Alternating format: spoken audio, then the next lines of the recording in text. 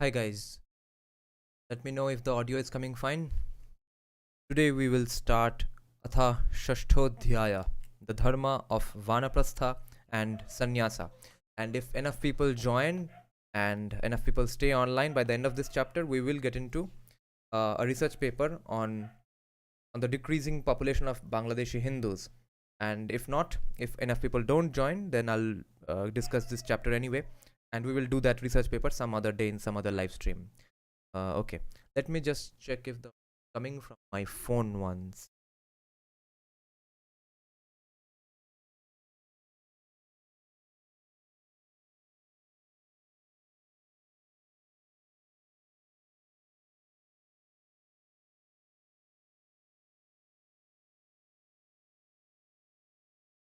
Yeah, audio seems to be fine. So let's get on with it. So yesterday we discussed the fifth chapter, the what diets are permissible, what diets are prohibited, how to clean your daily utensils and stuff, how to clean other things, your body, the soil, ground, etc. Okay, Rohan is here. Hi Rohan. Okay, thanks. Audio is fine. And we discussed the dharma of women.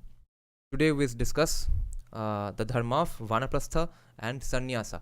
So, announcing once again that if this chapter ends quickly and enough people remain online, that is about 10-12 people, even if they remain online, we will discuss a research paper on the decreasing population of Bangladeshi Hindus in Bangladesh. The educated scholar, having thus lived in the order of the householder, the grihastha, because Vanaprastha and Sannyasa comes after he has lived his life, the Dvija has led his life as the grihastha. So after having thus lived in the order of the householder, the grihastha, according to the law, and always keeping his senses under control and duly observing the rules, shall take a firm resolution and dwell in the forest. Jungle mein jaake rehna hai. At the time when the grihastha sees wrinkles on his skin and his hair has turned grey, or when his son has already a son born to him, then he shall resort to the forest. That is, when he has become older. Either when his skin is showing signs of aging, his hair is showing signs of aging, and or when his son has a son. So yeah, when he has become a grandfather. When he decides to start the life of a Vanaprastha, then he shall leave behind all food grains and all his household belongings, and placing his wife, that is, entrusting her to the care of his sons, or certainly taking her with him, if she so wishes, he shall go to the forest. At the time of leaving for the forest, he shall carefully take with him the sacred fire of Agnihotra and the other implements for domestic homas, and coming out of the village, he shall go to dwell in the forest, and always keeping his senses under control. That's what he's supposed to do after he has lived an entire life of the grihastha. The audio, right? In the forest, the Vanaprastha shall duly perform his daily Agnihotra and also the Panchamahayagyas with the food cereals used by the Munis, or with pure vegetables, roots, and fruits according to the rule. Whatever food is available, the Vanaprastha shall give offerings of Balivaishva Yagya with it, and shall also give alms, ALMS, according to his ability. This is always important. This is always mentioned in Manusmriti, that whatever you are supposed to do, that's according to your ability, whatever you can afford, whatever is physically possible for you. And he shall worship, that is, welcome and treat the guests who may call at his hut, his hermitage. He shall always be devoted to the study of the Vedas, controlling his senses, and of a collected mind, that is, he shall be always calm, and be ever friendly to all, generous in giving alms, but shall refrain from receiving gifts, and he shall be compassionate to all creatures. He shall offer oblations of Agnihotra as prescribed, and also perform with diligence homas on the holidays of the new moon and the full moon dates, and on the occasions with special homas, and on the occasions when special homas are performed. He shall also accomplish in due order the nakshatra homa and the homa when new crops are harvested, and also the 4 month homas, 4 month homas, including the homas performed when the sun starts its movement in the southern and northern hemispheres. He shall prepare separately and according to the rule the purodasha and charu, the cooked and boiled cereal preparations with pure wild grains which grow in spring and autumn, and which are used by the munis, and which he has himself collected to be used in the homas. After having offered to the devas oblations with cereal preparations prepared by him from the pure grains growing in the wild, he shall keep the remaining for himself and use it with the addition of salt. He shall eat the vegetables that grow on land and in water, the flowers and the fruits produced by healthy trees, and also the juices and the oils extracted from the fruits. He shall avoid all liquor, that is, intoxicating substances, all types of meat and mushroom growing on the ground, and also bhustrinam, shrigukam, and fruits of shleshmataka. He shall discard the food of the munis and the vegetables, roots, and fruits formerly collected, and also worn out clothes in the month of Ashwina, and therefore collect new ones. He shall discard the food of munis and the vegetables, roots he had collected, and also worn out clothes. He shall avoid those things in Ashwina. Ashin in Bengali. Ashwina. He shall not eat anything grown on ploughed land, and also fruits and roots grown in the village, and anything offered to him by somebody, though he may be tormented by hunger. Okay, the implication is pretty interesting here. This is basically trying to create a society where the old Brahmin Dvijas, who lived their life as Dvijas, taught Vedas and stuff, so that they are not a burden on society, क्योंकि तब तो ये pension scheme वगैरह नहीं था, so that they are not burden, or they are not a burden on society. They are supposed to go live on the in the forest, and also they are not supposed to be a burden on the farming agricultural market. They are not supposed to eat anything plowed on land. Okay, see what an interesting pension scheme sort of a thing. Not a pension scheme, but how to not be a burden on society. That so that he does not create an extra demand for food that's plowed on land, food that's farmed, agricultured. He shall not make any greater effort to acquire something for the sake of pleasure. He shall maintain brahmacharya, that is, cultivate virtues and be chaste. He shall sleep on the ground and also show no selfishness, no attachment to his belongings. He shall dwell at the root of trees. So you see how tough this life is for Brahmins. If anyone actually follows Manusmriti, the toughest life is for Brahmins. Or he shall perceive alms, ALMS, bhiksha, that is food enough for his life journey, that is for his bare subsistence, from the tapasvinas and the vipras. Inse bhiksha mangna hai? Tapasvinas and vipras se. That is from those persons who teach the scriptures and practice yoga meditation in the forest, and even from the Brahmana householders and from other good forest dwellers.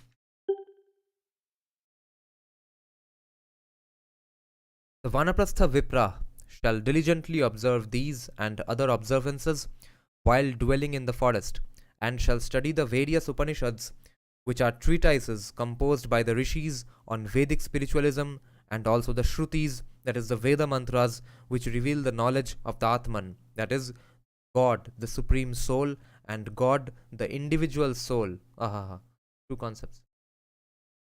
The rishis, the brahmanas, and the grihasthas have thus observed these rules to increase their knowledge of the Atma, and to maintain their tapa constantly, and also for the purification of the body. And this is a very important shloka, because when you observe these things, when you live this tough life in the forest, that's when you know what you're made of. That's when you know your real personality. That's when you come face to face with insane hardships, and you know whether you are really a tough person, whether can you really survive, and if not, can you become stronger enough to survive even though you are old. So that's how you get knowledge of the Atma, and to maintain their tapa constantly, and also for the purification of the body. Purification of the body तो होगा ही, कुछ उल्टा पुल्टा नहीं खा रहा है कोई दिन में.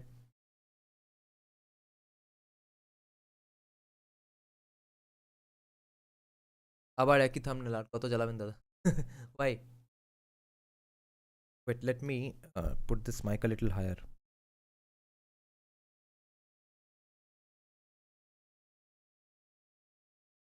Hello. Yeah. So today's thumbnail describes the sannyasi Brahmin. Okay, then the Dvija who follows any one of the ways of living of the great sages, leaving his body free from grief and fear, is exalted in the world of the Supreme. That is, he realizes bliss. The Sannyasa Dharma. Having thus passed the third phase of his life in the forest, Vanaprastha ho gaya. Ab sannyasa. Okay. Harshit Singh, hi bhaiya, hi. Was reading Savarkar, a contested legacy. आहा, कब मैं पढ़ूंगा पता नहीं. मैंने वो join button तैयार किया है, वहाँ पे बुक क्लब कर दिया है. कोई अगर ज्वाइन करे तो हम ये सब एक साथ ही पढ़ सकते हैं गूगल मीट में, या ऐसे प्राइवेट लिंक बना के, क्योंकि वो तो पब्लिकली पढ़ूंगा तो कॉपीराइट हो जाएगा. सबने खरीदा ही तो एक अच्छी बात है, सब लोग खरीद के एक साथ ही डिस्कस करते करते पढ़ेंगे. Having thus passed the third phase of his life in the forest, he shall enter into the fourth part of life, renouncing all worldly attachments and live as an ascetic. अब जाके वो सन्यासी बना.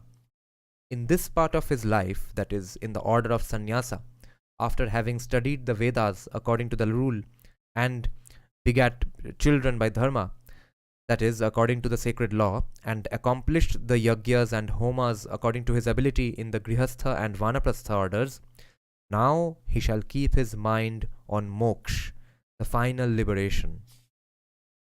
The learned Brahmana shall depart from his house after having performed the Prajapatya Yagya Homa, where he discards his Yagyopavita and the Shikha and gives all his belongings as Dakshina rewards, and he establishes the Garhapatya and Dakshinatya domestic sacred fires in his self. Okay, wait. This is an interesting thing. He establishes the Garhapatya and the Dakshinatya domestic sacred fires in his self. He who gives fearlessness to all creatures, that is, he who gives security to all, and departs from his house as an ascetic, सबको secure बना के, सबको bravery दे के, courage सिखा के, that is, when he accepts the order of sannyasa, for that Brahmavadina, or the preacher of the Vedas, for him, the worlds become radiant due to his Vedic knowledge. The Dvija from whom, okay, for those who are joining today, joining right now, I have two announcements, basically, one announcement and one observation from here. One is that if enough people remain online by the end of this 6th chapter, this is a pretty short chapter, then we will get into a research paper on the ever reducing population of Bangladeshi Hindus in Bangladesh. And the second one is that if you're not watching this from the first, what I'm observing from the concepts of sannyasa and vanaprastha is that their life is insanely tough. This life is not for everyone. This is only for Brahmins. Again, the same concept comes back, that if someone actually follows Manusmriti to the point, to the letter, then the toughest life is going to be for the Brahmins. So when the Brahmin is done living his life as a grihastha, as a garastha, when his skin shows wrinkles, or when his hair grows white or grey, or when his son has a son, okay, जब वो grandfather बन जाता है, that's the time he is supposed to go and live in the forest without any facilities. He is not even supposed to, interestingly, he is not even supposed to eat food that is plowed on land, okay, that comes from grown, that comes from farming, okay. He is supposed to live on fruits and things that grow naturally. What does that show? He is not supposed to be a burden on the society. There is no unlimited pension scheme for him, and he is not even going to create artificial demand for farmed products, okay. Why? Because he does not have the money to pay, nor is he supposed to pay, because he is a Brahmin. तो अगर वो सच में कोई मांग ले, लोगों को तो उसको देना पड़ेगा फ्री में. अब मगर ये तो रिटायर कर गया है, ये अभी किसी को सिखाएगा नहीं, तो खाम का कितने साल तक इसको अभी लोग फ्री में खाना वाना एग्रीकल्चर देते रहे. तो इससे अच्छा है उसको ही बोल दिया कि तुम डिज़ायर छोड़ो, मोक्ष का अपेक्षा करो जंगल में बैठ के, और ये सब फार्म प्रोडक्ट्स खाना छोड़ दो, सिर्फ फल और रूट्स खा के जियो जंगल में. शुभ Ramnavami. Oh, today is Ramnavami. Nice. Hi.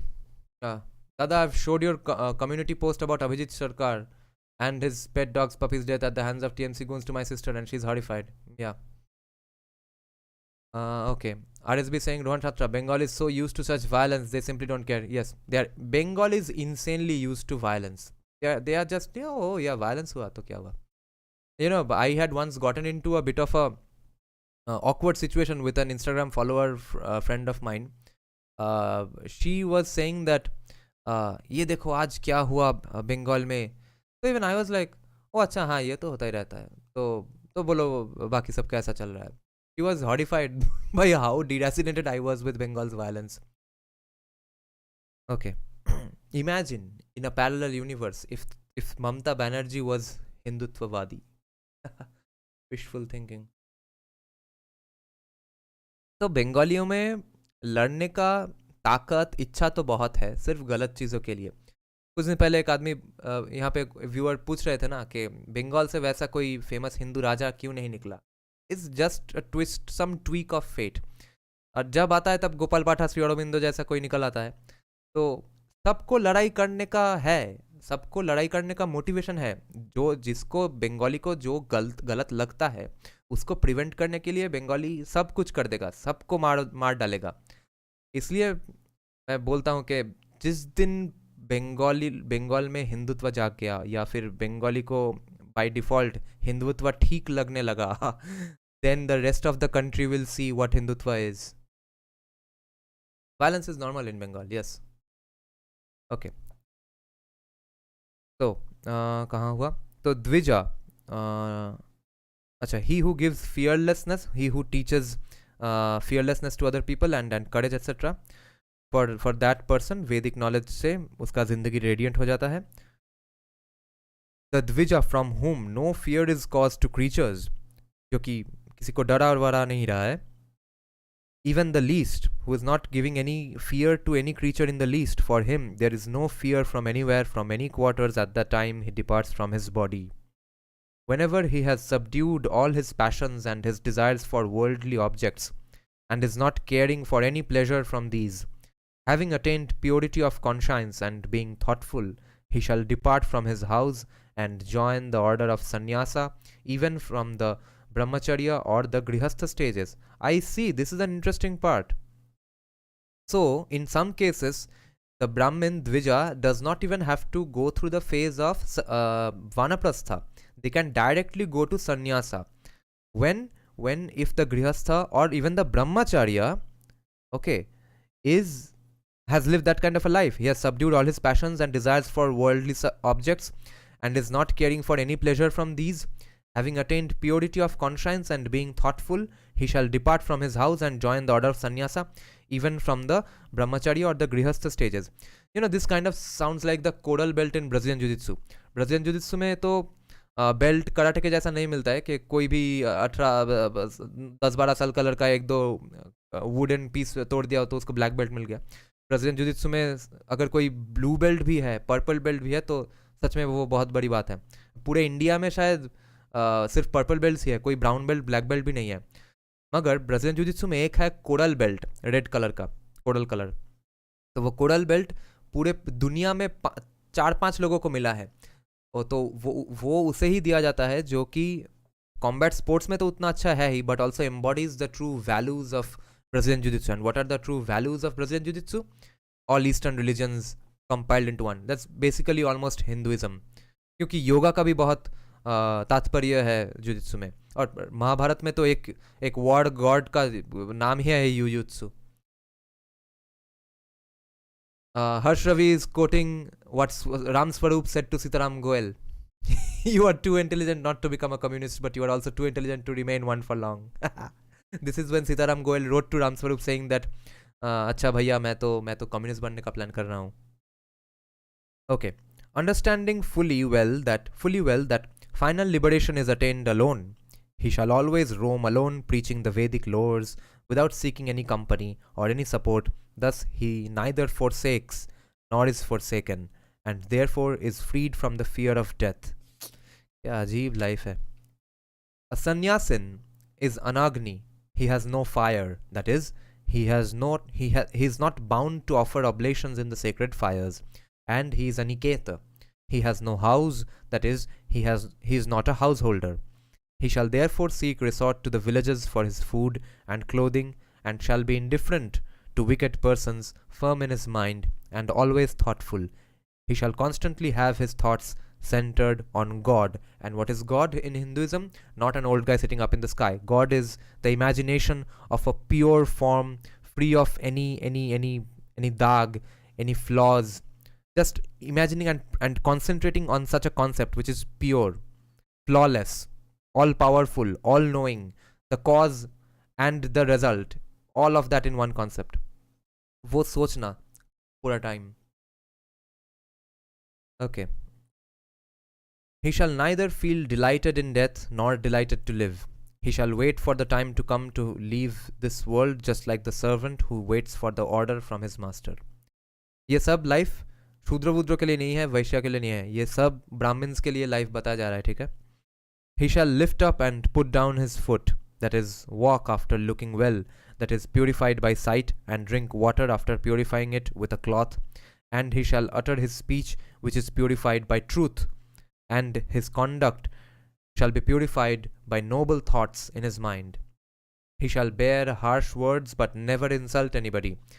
ये लाइफ है ब्राह्मण्स का, अगर कोई मनुस्मृति फॉलो करे तो. He shall bear harsh words but never insult anybody, neither with his body nor with the organs which find support in the body, like the mind, the speech, the limbs, etc. Nor he shall create enmity with anyone whomsoever. If ever at any time any person will deal with him in anger, he shall not in return show anger to him, and to the person who shall curse him. Instead, he shall speak words of kindness and blessings for him, and he shall never speak what is not true by the 7 gates. That is, the means to convey thoughts present in his body, that is, the mouth, the nostrils, the eyes, and the 2 ears. These are the 7 gates. तो बोला जा रहा है कि if ever at any time any person shall deal with him in anger, he shall not in return show anger to him. And to the person who shall curse him, instead, he shall speak words of kindness and blessing and shower blessings on him. And he shall never speak what is not true by the 7 gates. 7 gates है नाक, मुंह, आंखें और 2 कान. He shall here in this world keep himself. So all that वो गांधी जी के 3 बंदर वाला concept यही है, मनुस्मृति में है. He shall there in this world keep himself engaged in spiritualism, that is, pondering on the nature, attributes and functions of God and the soul. God के attributes क्या है, functions क्या है, ये सब के बारे में contemplate करना है, ponder करना है, सोचना है. God and the soul, and always free from attachment to worldly pleasures and abstaining from flesh, liquor, etc. He shall, by depending on himself, that is, in the company of his own self, live to attain the bliss of liberation. Pubosai, Jai Shri Radha Krishna, everyone.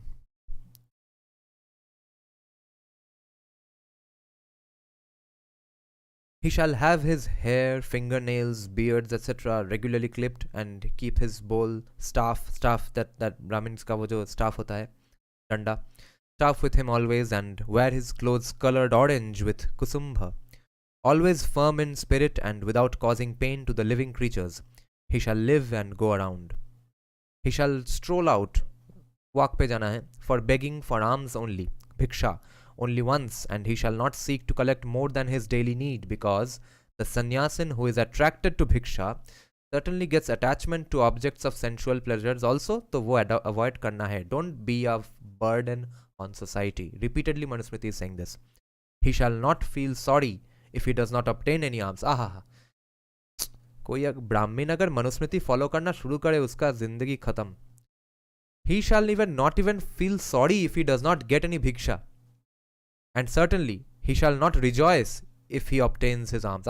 देखो stoicism फिर से. Okay, लोग समझते हैं कि Epictetus, Marcus Aurelius, ये सब लोगों ने stoicism बनाया था. फिर से यहाँ पे stoic concept आ रहा है. अगर भिक्षा ना मिले दुखी नहीं होना है, अगर भिक्षा मिले तो आनंद से उत्तेजित भी नहीं होना है. He shall accept whatever he obtains for his bare subsistence, showing no attachment to the quantity. He shall disdain from accepting alms, bhiksha, which are given with too much honor, because by such food and gifts even the emancipated sannyasin, जिसको मोक्ष मिल चुका है, is bound to be attracted to the objects of pleasure. He shall disdain from accepting alms which are given with too much honor. अच्छा, अगर कोई बहुत ज़्यादा respect के साथ, मतलब एकदम पैर वैर पड़ के कोई भिक्षा दे दे, तो वो भी रिजेक्ट करना है. Can you believe this? Can you believe how Manusmriti, how tough Manusmriti is going to be for Brahmins if they actually follow it? भिक्षा सिर्फ दे, इससे नहीं होगा. भिक्षा नहीं मिलने से दुख भी नहीं होना है. भिक्षा मिलने से आनंद भी नहीं मिलना है. इनफैक्ट कोई अगर ज़्यादा रेस्पेक्ट करके भिक्षा दे दे तो वो भी नहीं लेना है, because then you are going to get attracted to that bhiksha and you are going to treat it as an object of pleasure. He shall eat little food and dwell at a solitary place and strive to restrain his senses which are attracted to their objects of pleasure. Acha. Strive to restrain his senses which are attracted to their objects of pleasure. Sub senses control karo. The sannyasin, by constant restraint of his senses and by the destruction of love and hatred and by not injuring or causing pain to the creatures, becomes competent to attain immortality. Or is be saying this makes me think how many sannyasis are truly sannyasis nowadays. Being a Hindu ascetic is so damn difficult. It's stoicism beyond human limit. Amen. Yes, funny I said amen, but yes. It seems like Karl Kaka have taken ideology from Manusmriti. Yeah, Karl Kaka का theory है कि सबको मतलब घुसेड़ दो इसमें. हाँ, follow करना है सबको, साला सन्यासी बनना है और कुछ होगा ही नहीं. तो वही तो डिफरेंस है मनुस्मृति और कार्ल मार्क्स का. ये तो पहली बात कॉन्सेंशुअल है, और फिर ये द्विजा के लिए है, सिर्फ ब्राह्मणों के लिए, जिसका जो बुढ़ा बन गया है सिर्फ उसके लिए.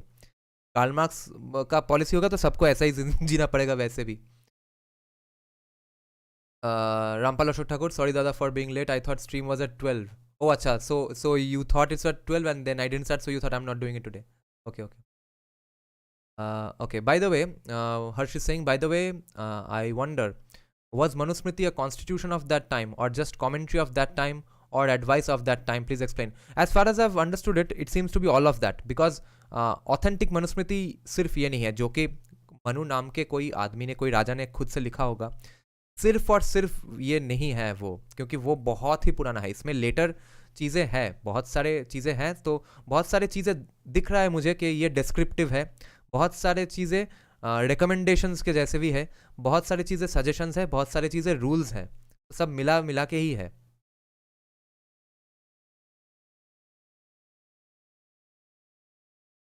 Okay. Becomes competent to attain immortality. Okay. He shall ponder, सोचना है, on the fate of men because of the results of their sinful deeds. ये सब के बारे में सोचना है जंगल में बैठ के. And also about their fall into hell, that is into sufferings at the time of death. He shall therefore always aim to attain liberation. Considering the sufferings due to separation from the dear ones, or in the union or association with hated ones, and about being overpowered by old age, or being tormented with disease, and also considering the departure of the individual soul from the body, its rebirth into another womb, and its wandering into many species, that is in tens of millions of wombs, जिसको English में philosophy में transmigration बोलते हैं. We discussed in history of Indian philosophy. ये सब consider करके ही shall keep his mind always engaged on the ultimate aim, that is bliss. Bliss here does not mean happiness, bliss here means ananda, which is why all sannyasis have the surname of something Ananda, because it is being hinted that they have attained that bliss. They are full of that bliss. चारों तरफ आनंद ही आनंद है. Okay, this chapter is left only a short bit now. After that, we will discuss a research paper on Bangladeshi Hindus and their receding population. He shall eat little food and dwell at a solitary place and strive to restrain his senses which are attracted to their objects of pleasure. See, देखो, अच्छा, जो हर्ष पूछ रहा था ना कि what do you think it was it a constitution और something. देखो, कॉन्स्टिट्यूशन होना तो पॉसिबल है ही नहीं ज़्यादा, क्योंकि इतना डाइवर्स जगह है, डाइवर्स कल्चर्स है, वो सब में मिला के मॉडिफिकेशंस तो होगा ही. But also see why it's definitely written by more than one people. There are other people who are joining in writing Manusmriti, because we have already established, यहाँ पे अभी हमने जो पढ़ा ये ऑलरेडी बोला गया है, ये रिपीट हो रहा है. रिपीटेशंस है, मतलब कि ये अकेले राजा मनु ने नहीं लिखा है. बार बार ये एम्फोसिस दिया जा रहा है कि नहीं नहीं, कम खाओ, dwell at a solitary place, ये तो 3-4 पेज में ऑलरेडी बोल दिया, ये फिर से बोल रहा है. The sannyasin bye constant restraint of his senses and by the destruction of love and hatred, and by not injuring, that is causing pain to the creatures, becomes competent to attain immortality. देखो ये word सिर्फ इधर उधर हुआ है, मगर ये concept already discuss हो चुका है. He shall ponder on the fate of men because of the results of their sinful deeds, and also about their fall into hell, that is into sufferings at the time of death. He shall therefore always aim to attain liberation. Okay. Certainly, the embodied creatures are inflicted by pain, which is the result of adharma, and indeed the attainment of boundless happiness, that is bliss, which is the result of dharma. He shall try to comprehend the subtle nature of God through yoga, deep meditation, and ponder about the birth and rebirth of the souls into the bodies of the higher and lower species, and maintain firmly his faith in dharma. He shall be ever devoted to his duties, and shall practice dharma even though he may be defiled by others, and he shall be equal minded towards all creatures. Equally, those of the other orders, that is the brahmachari, grihastha, and vanaprastha also, shall be devoted to their duties, because this is indeed dharma. There is not any external mark or sign for dharma. Dharma, ये duty fulfil करना ही धर्मा है. Although the fruit of the ketaki tree is purifier of water, yet the water is not purified by the mere mention of the name of the fruit. One must know that the control of the breath and the constant repetition in their mind of Om, with the 7 varities, vyahritis, and according to the rule, that is the regular practice of pranayama, starting with 3 and increasing it to 21 times, is the highest tapa or austerity for every brahmana. By this practice, the 3 steps of pranayama, that is bahya, abhyantara, and stambhaka, are certainly accomplished. Just as the impurities of the metallic ores are burnt in the furnace, even so, in the same way, the impurities of the mind and the senses are certainly burnt, that is removed by the control of the breath, that is pranayama. Therefore, the sannyasin shall destroy the impurities of the mind and the senses by pranayama, the production of sin by constant attachment, that is, attraction of the senses towards their objects by restraint, and shall remove all ungodly qualities by regular meditation. Ungodly qualities का संस्कृत क्या है? अनिश्वरन गुणन. Yeah, sounds right.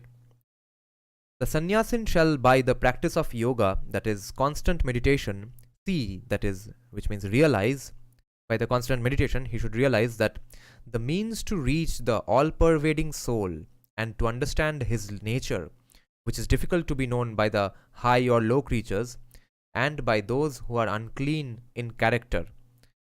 Unclean in character, इसका क्या translation है देखते हैं संस्कृत से. अच्छा, durjaneyam. So this is not meant for shudras, okay? This is for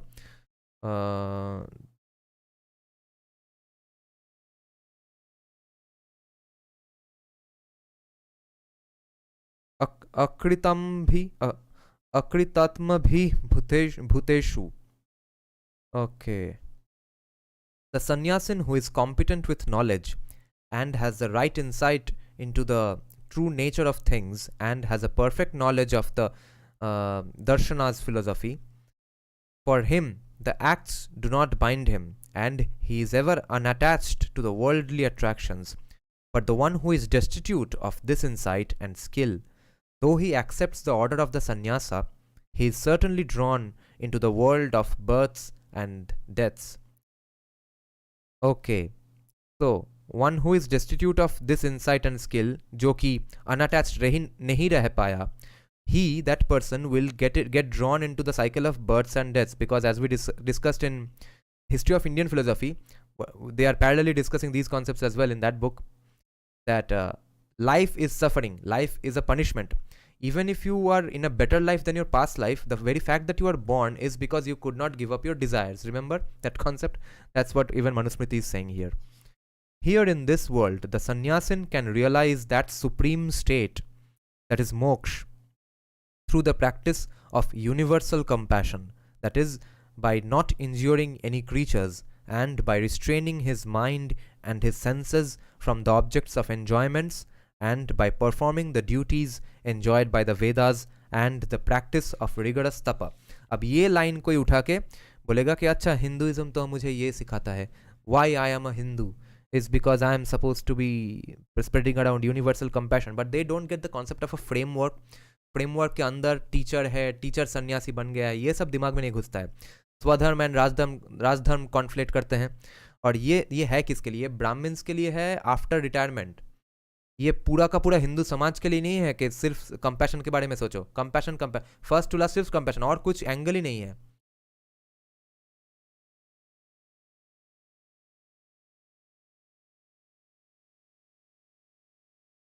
हाँ तक हुआ या. When the sannyasin is able to withdraw his feelings of attachment from all worldly objects, that is, he has no attraction in this world, then here in this world, after death, he obtains eternal bliss, that is, moksha. In this manner, the sannyasin who has gradually given up all attachments and attraction and is freed from the dualities, that is, the pairs of opposites, he certainly reposes in Brahma, that is, God. Yeah.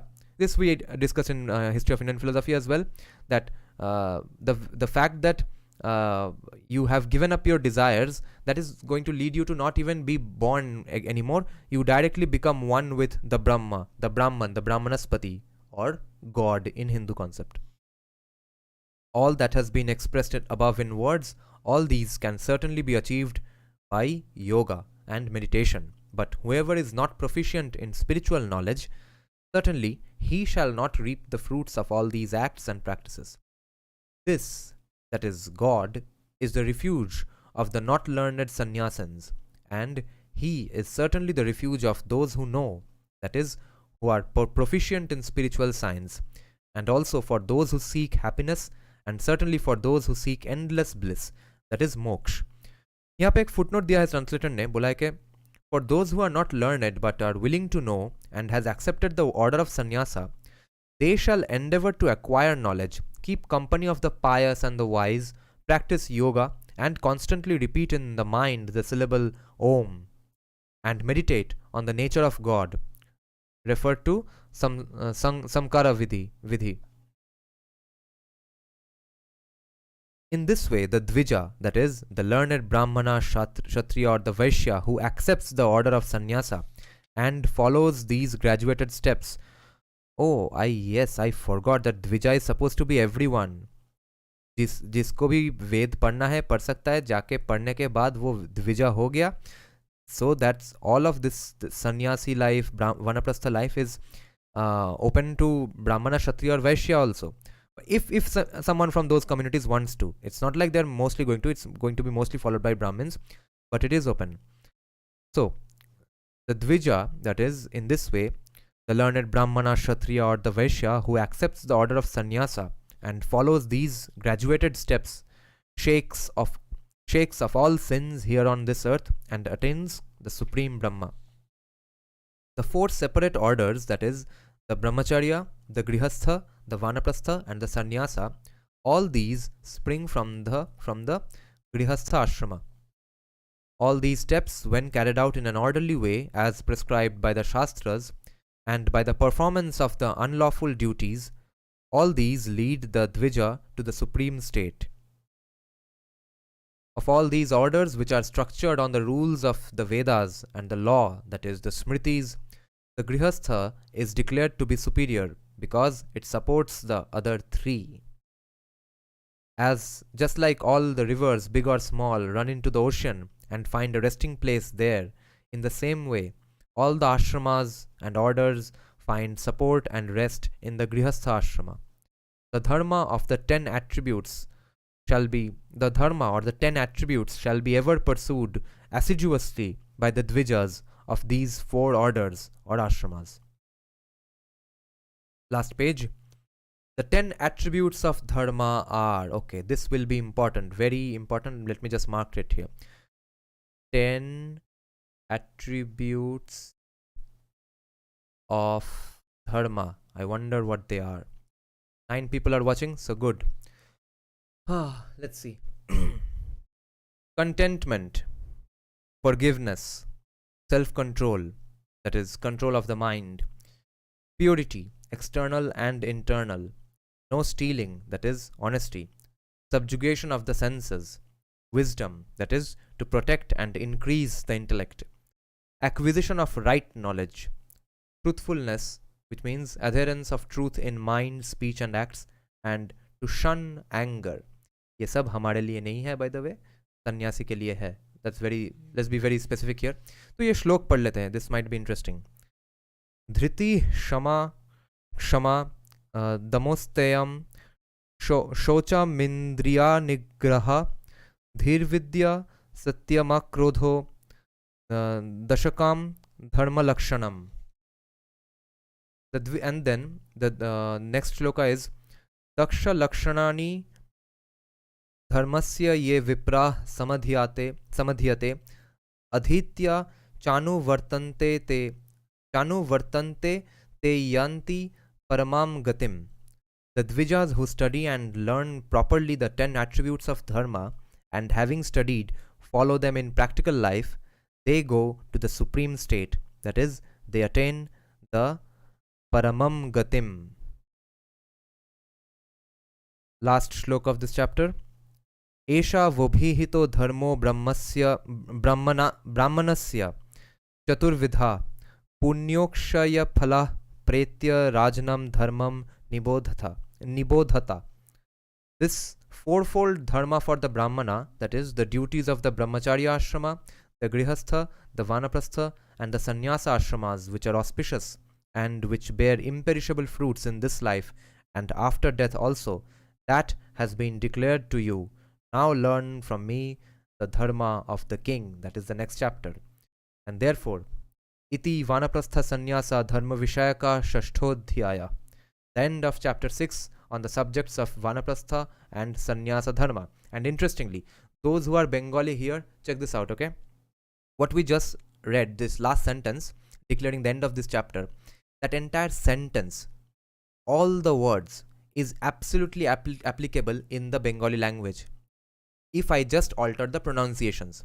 Okay, Bengali as a language is so close to Sanskrit that this sentence would be correct Bengali sentence. Can you believe that? Check this out. Iti vanaprastha sannyasa dharma vishayaka shashthodhyaya. In Bengali we will pronounce it as iti vanaprastha sannyas dharma vishayak shashthodhyaya. That's a completely correct Bengali sentence, and it's 100% a Sanskrit sentence as well. And people want to promote Urdu in Bengal with 18.5 crores. Okay, so next chapter tomorrow we will do, tomorrow day after tomorrow. It's called Atha Saptamodhyaya, the science of government, or Raj Dharma.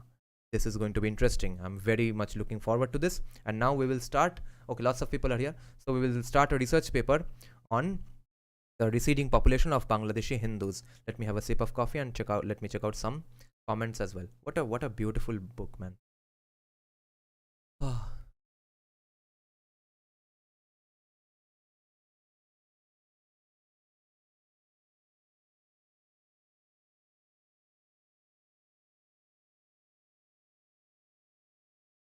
Yeah, Sadhu Bangla is close to Sanskrit.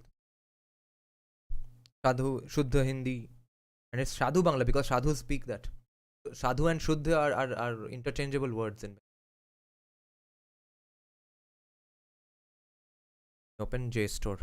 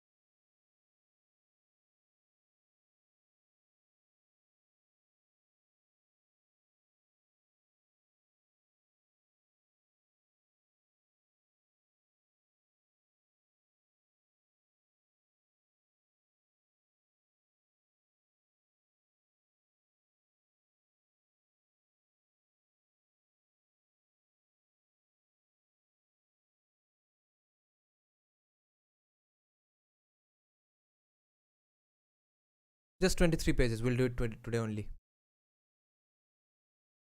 Let's see what they say. Okay, let's first check out who is this by. This is by Mahanam Bhattacharjee Mithun. So I guess he's from Bangladesh only. These sorts of names are of people in Bangladesh. What's the publication called? Politics of Land Grabbing, the Vested Property Act and the Exploitation of Hindu Communities in Bangladesh. The journal is called International Journal on Minority and Group Rights. 2016 का journal है और ये journal 2016 का है. उसके updated version में ये paper publish हुआ 2019 में. Let's check this out.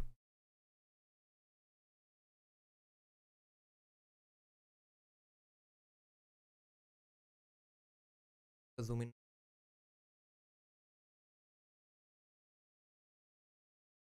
Okay, Apu boss, you probably mean why Jay is not coming to Kolkata, because Bloomsbury knows that not many people are interested in his book.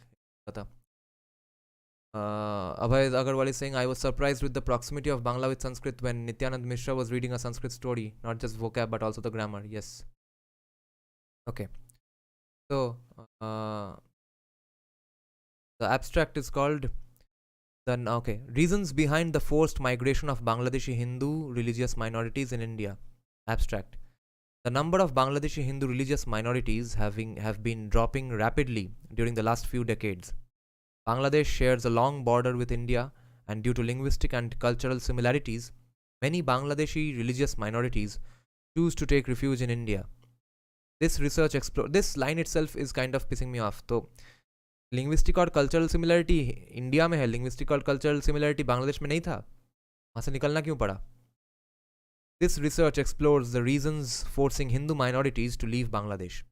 It also provides an overview of the situation in Bangladesh with regard to minority protection, law enforcement, and government actions. The findings of this research also illustrate why forced migration is an ongoing process and the main factors behind that exodus.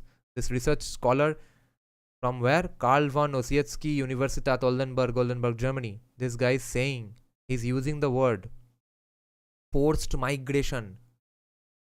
इससे ज़्यादा legitimate कोई claim नहीं हो सकता है. ये professor बोल रहा है, it's all forced migration. Process and the main factors behind the exodus. Introduction. It was a hot, sunny August day in the northeastern city of Sylhet in Bangladesh. A group belonging to the Hindu religious minority was praying in the ISKCON temple over a loudspeaker. Angered by the Hindu prayers occurring at the same time as their Muslim prayers, an organized mob used mosque speakers to request Muslims to attack the ISKCON temple. Suddenly, the mob attacked the Hindu temple and injured some devotees and people who were praying inside. This is not an extraordinary or isolated incident. Powerful start.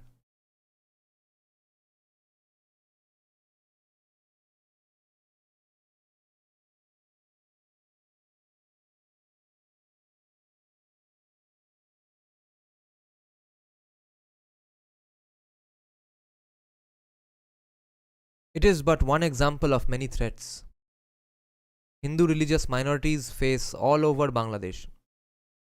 It is but one example of the many threats faced by Hindu religious minorities all over Bangladesh.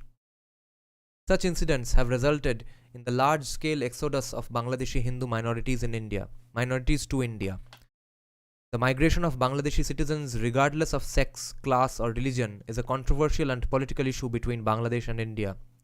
Religious minorities in Bangladesh are subject to discrimination and various forms of violence. Nobody wants to leave the land in which they were born and grew up, but the difficult circumstances led a significant number of religious minorities to leave Bangladesh. Many of the religious minorities had to leave their belongings and property in order to migrate quickly. Therefore, a lack of money is as well as India's geographic proximity to Bangladesh makes India an attractive destination. The cultural and religious similarities add to India's appeal. अरे बांग्लादेश आसमान से कहाँ टपका है? This sentence is pissing me off repeatedly. Cultural religious similarity सब बोल रहा है कि इंडिया में है, बांग्लादेश में नहीं है. बांग्लादेश में क्यों नहीं है? बांग्लादेश में cultural linguistic similarity तो है ही है. सब लोग वहाँ पे भी लुंगी पहनते, बंगाल में भी लुंगी पहनते, वहाँ पे भी बांग्ला भाषा में बात करते हैं, यहाँ भी बांग्ला भाषा में बात करते थे। कल्चरल और लिंग्विस्टिक आइडेंटिटी बांग्लादेश में काहे का, उसका अभाव कहाँ से हुआ? For Bangladeshi refugees it is easy to assimilate into the Indian population. हाँ, बांग्लादेश में आसान नहीं है एसिमुलेट होना बांग्लादेश में, उनके लिए क्यों क्यों कठिन क्यों है वहाँ पे एसिमुलेट होना? सब तो सेम है। भाषा आंदोलन के लिए वहाँ पे इतना कुछ उखाड़ दिया 71 में। For Bangladeshi refugees, it is as easy to assimilate into the Indian population and it is difficult to differentiate them from the rest of the population. अरे भोसरी के, इंडिया में कहाँ अलग है कुछ बांग्लादेश से ये सब चीज़ों में? It is easy to assimilate them into the Indian population. क्यों? It is difficult to differentiate them from the rest of the population in India. Bangladesh में as if they are very easy to differentiate from them from the rest of the population. क्या अजीब premise है? The migration of Bangladeshi minorities is considered a stain on the achievements of Bangladesh.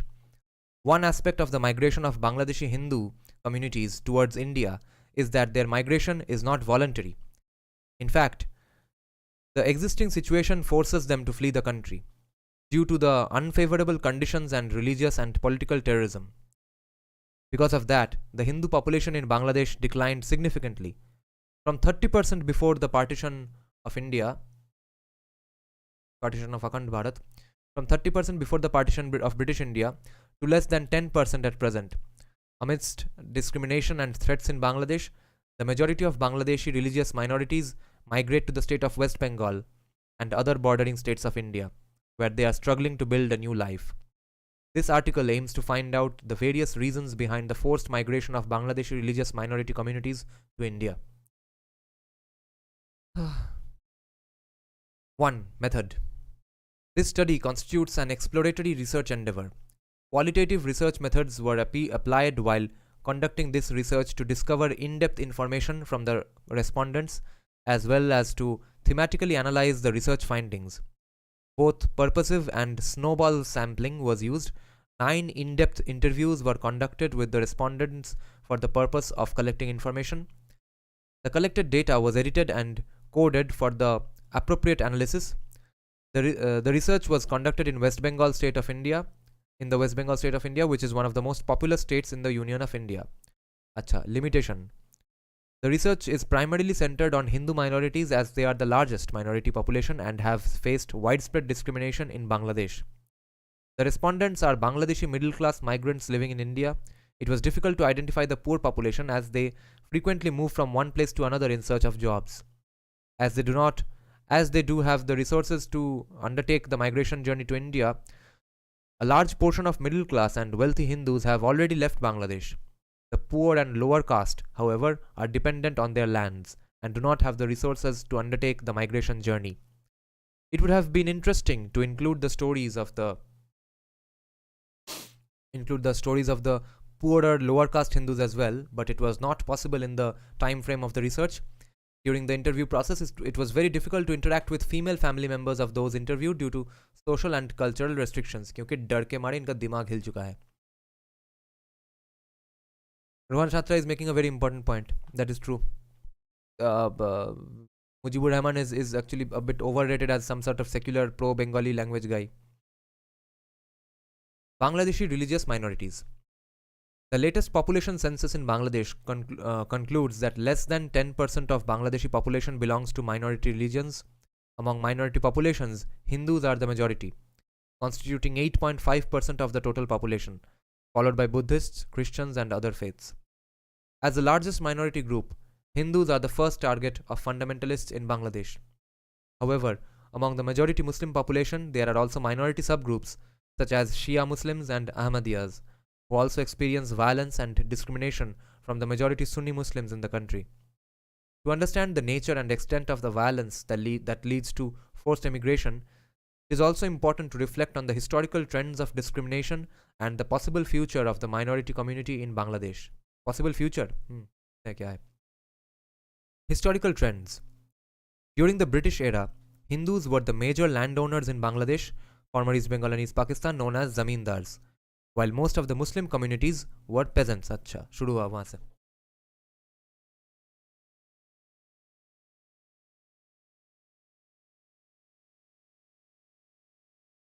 Oh, Shravya has just arrived.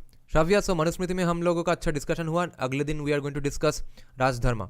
Today we discuss Sanyasi, Sanyasa ashrama and Vanaprastha ashrama and the vows they are supposed to follow, and Dvijas and any Kshatriya, Brahmin, Vaishya who have decided to be Dvijas.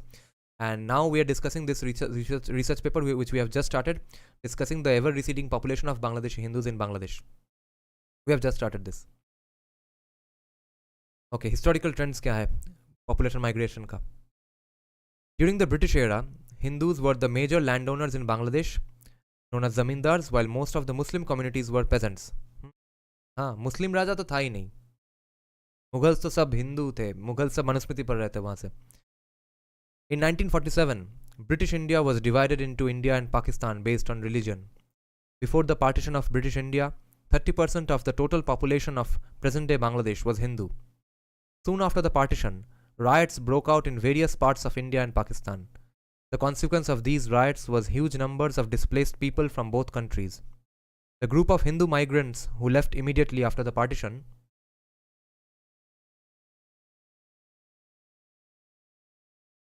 left British India were mainly wealthy and upper caste Hindus who had the resources to be able to migrate to India. क्या बोल रहा है भोसरी वाले? I hate to curse in live stream. All the Bengalis, are you listening what he's saying? What this guy is writing? These scholars are obviously all Marxists, so they are writing from a Marxist lens. But I'm reading the research paper anyway to check out what are the hard data he has gathered. ये सब उल्टा पुल्टा एकदम बोल रहा है कि अच्छा 47 के वक्त सिर्फ अमीर हिंदूज ही आ गए थे क्योंकि उनके पास मीन्स था. मेरा खुद का वैश्य कास्ट है. मेरे एंसेस्टर्स इंसेनली गरीब थे तब भी, जब आए तब भी गरीब थे, गमछा वमछा सेल करते थे. मीन्स के लिए कोई डिपेंडेंट नहीं था. मीन्स है तब जाऊंगा, मीन्स नहीं है तो वहाँ पे बांग्लादेश में बैठ के चिल करूंगा. ऐसा घटिया कंक्लूजन एक मार्क्सिस्ट ही ड्रॉ कर सकता है.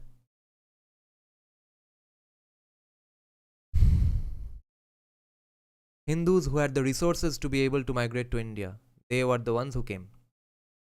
Ongoing riots during the Pakistan period forced the Hindu community to leave their country of origin for India in significant numbers. About 1.75 million refugees from the East Pakistan and Hindu community took shelter in India in 1950. Since 1960, the migration of Hindus from Bangladesh has been estimated at 500 to 700 per day. सिर्फ हिंदुओं का, only Hindus, okay, this statistics is just for Hindus, they are migrating to India 500 to 700 per day. This paper is from 2019. Approximately 4 to 7 million Hindus from East Pakistan, current Bangladesh, took refuge in India until the Bangladeshi 1971 War of Independence. Okay, Apu Bose is saying that's why lots of Bangladeshi people don't like Sheikh Hasina. Same DNA theory. Yeah. During the liberation war in Bangladesh, the Pakistani army and its collaborators killed 3 million Bangladeshi people and raped an unknown number of women. More than 90% of these victims were from the Hindu community. 10 million people from Bangladesh took temporary refuge in India during that time. The majority of whom belonged to the Hindu community. From the independence of Bangladesh to the assassination of Sheikh Mujibur Rahman, the Prime Minister of Bangladesh from 1971 to 75, Hindus lived a comparatively peaceful life in Bangladesh. The Bangladeshi secular constitution also provided them with equal rights as citizens of the newly independent secular country. After the Mujib's assassination, the ruling parties considered Hindus to be Awami League activists and forced them to leave the country. They considered the migration of Hindus to India as a decrease in the Awami League voting population and its secularism supporters.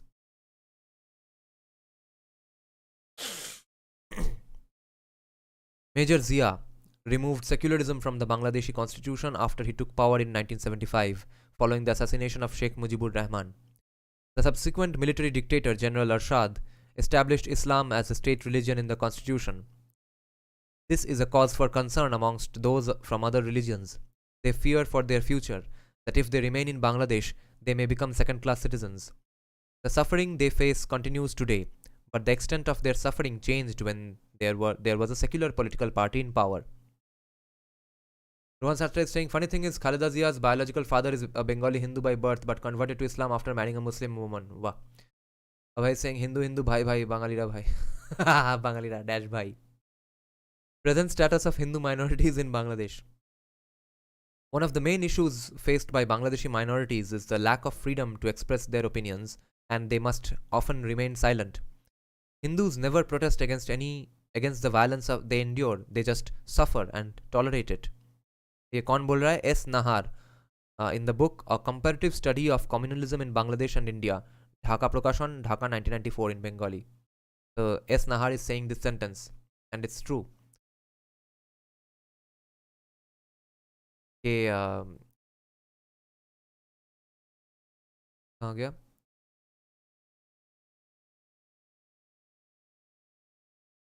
Yeah. And they must often remain silent. Hindus never protest against the violence they endure, they just suffer and tolerate it. The intolerance and revulsion towards the minorities forces them to live in a state of insecurity and fear within the Bangladeshi society. The sudden rise of religious intolerance has pushed large numbers of people to emigrate. तो इसका क्या response नहीं होगा कुछ India में? हम सिर्फ आंख बंद करके सेक्युलर सेक्युलर सेक्युलर बोलते रहेंगे, ये एक्सपेक्टेशन है इंडिया के सेक्युलर्स और मार्क्सिस्ट का. कुछ कुछ चीज़ का कुछ रिपरकशन, कुछ रिएक्शन नहीं होगा, सब इग्नोर करेंगे. अच्छा, बांग्लादेश में हो रहा है क्या है? हमारा तो सेक्युलर कॉन्स्टिट्यूशन है. मार्क्सिस्ट खुद जैसे हैं वो सोचते हैं कि सब बाकी सबके सभी वैसे ही हैं. वो खुद जितने इडियट हैं, सब हिंदू उतने ही इडियट होंगे. वो खुद जितने इग्नोरेंट है, हिंदूज उतने इग्नोरेंट होंगे. और वो खुद जितने वायलेंट हैं, वो सोचते हैं हिंदूज भी उतने ही एट्रोशियसली वायलेंट काम करेंगे. that's their projection. What they are inside, they think everyone around them is the same. The intolerance and revulsion towards minorities forces them to live in a state of insecurity and fear within the Bangladeshi community. The sudden rise of religious intolerance has pushed large numbers of people to emigrate. तो ये जो sudden rise of religious intolerance हुआ है बांग्लादेश में, ये किसके लिए हुआ है? ये आरएसएस के लिए हुआ है. ओके, अगर ये हो रहा है बांग्लादेश में, तो यहाँ भी सडन राइज होगा कुछ ना कुछ चीज़ का. Hindus are scattered all over Bangladesh. Therefore, it is difficult for them to create, क्योंकि हाँ उनका ही घर है वहाँ पे, वो 1000 साल से रह रहे थे. Hindus are scattered all over Bangladesh. Therefore, it is difficult for them to create a united front and protect their rights. There are a lot of informal regulations they must follow in order to live in Bangladeshi society. ये important है. Informal regulations. सब कुछ तो law book में देखकर नहीं होता है ऐसे देशों में. Lot of informal regulations हैं. तो वो क्या क्या है देखते हैं. Where they are considered second class citizens. While they live in a state of minimal security during the rule of secular political parties, widespread discrimination and violence towards them thrives when right-wing political parties come to power. They live in a state of fear and under threat from religious extremists. The future existence of Hindu minorities in Bangladesh. The number of minorities have decreased rapidly in Bangladesh. With the large number of minorities migrating to India, there will be very few people left in Bangladesh who identify as Hindu in the near future. Abul Barkat, a well-known economist from Bangladesh, stated in a BBC News report that if the current rate of exodus of Hindus continues, there will be no Hindus left in Bangladesh within the next 25 years. In 1901, 33% of Bangladeshis identified as Hindu, but that percentage had dropped to 8.5% by 2011. Based on the rapid decline of the Bangladeshi Hindu population, it can be said that if the violence and discrimination continue, there will be no one left in Bangladesh who identifies as Hindu in the next century. Reasons behind the forced migration. As if we don't know the reasons already, but let's see what the scholar is saying. There is no single reason for the exodus of the Hindu religious minorities from Bangladesh. A number of interrelated factors force people from the Hindu religious minority groups to leave Bangladesh and take refuge in India. Factors.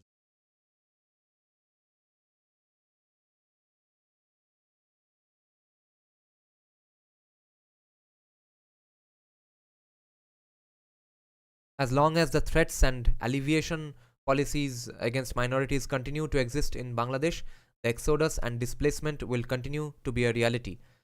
Kashmiri हिंदुओं का exodus किसी को पता नहीं है, Bangladeshi Hindus का exodus acknowledge नहीं होता है, पीओके में पाकिस्तान का ऑक्यूपेशन किसी को पता नहीं है.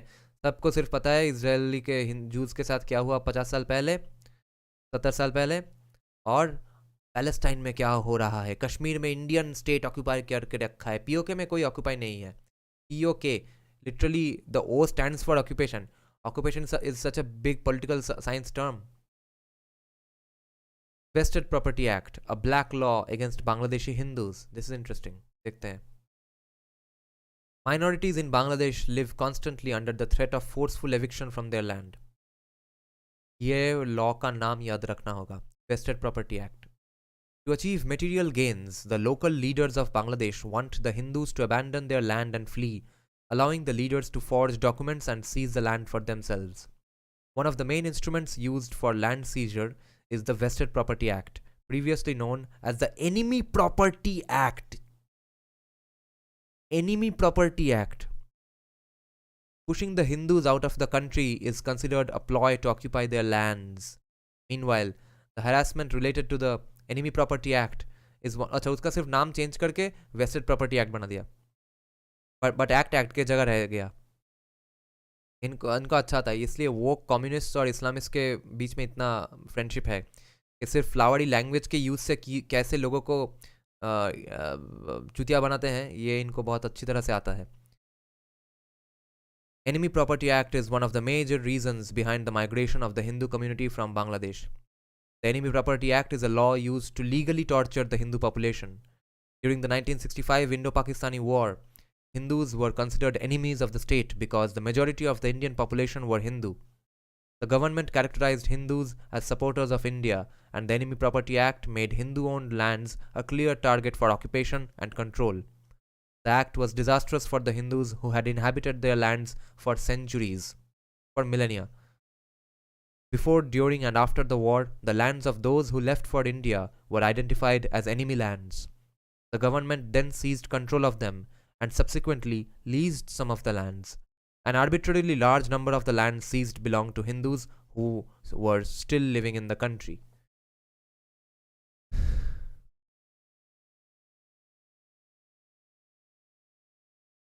अच्छा, ये कोट है कोई बांग्लादेशी हिंदू का, खुद बोल रहा है आदमी. I inherited my lands from my father. We are the rightful owners of those lands. None of my family members left for India before and after the 1965 Indo-Pakistani War. One day, when I went to the local land office to pay land tax, I came to know that my lands were categorized as vested property. I am from the Hindu minority, so they just assumed that someone from my family left for India. Since then, we have spent a good amount of money, but the result was zero. A decade ago, our lands were given as lease to a government official, and we were forced to leave our land empty-handed. तो यहाँ पे minority रहते हुए जो वकफ board करता है वहाँ पे वो मेजॉरिटी है, वैसा ही सेम चीज़ करता है. Exactly Abhay, yeah Abhay just said the word Abhay, I mean Waqf act, and I was just going to say this. Waqf act does exactly these things, and Mamata Banerjee has hundreds of crores of about 100 crore budget for development of waqf properties. I think approximately to some extent, to something to that amount. When Bangladesh achieved independence from Pakistan, the new government is okay. So remember, we have to use this in arguments that Bangladesh's Enemy Properties Act or Vested Properties Act is absolutely in the same way exists in India, in Indian Constitution, in Indian legalese, as in the name of Waqf Board or Waqf Property Act. Okay, it's the same law. It's used for the same reasons. It's used by the same people against the same people as in Bangladesh. So we basically have a Bangladeshi law in India. Bangladesh ka Vested Property Act is called Waqf Property Act in India.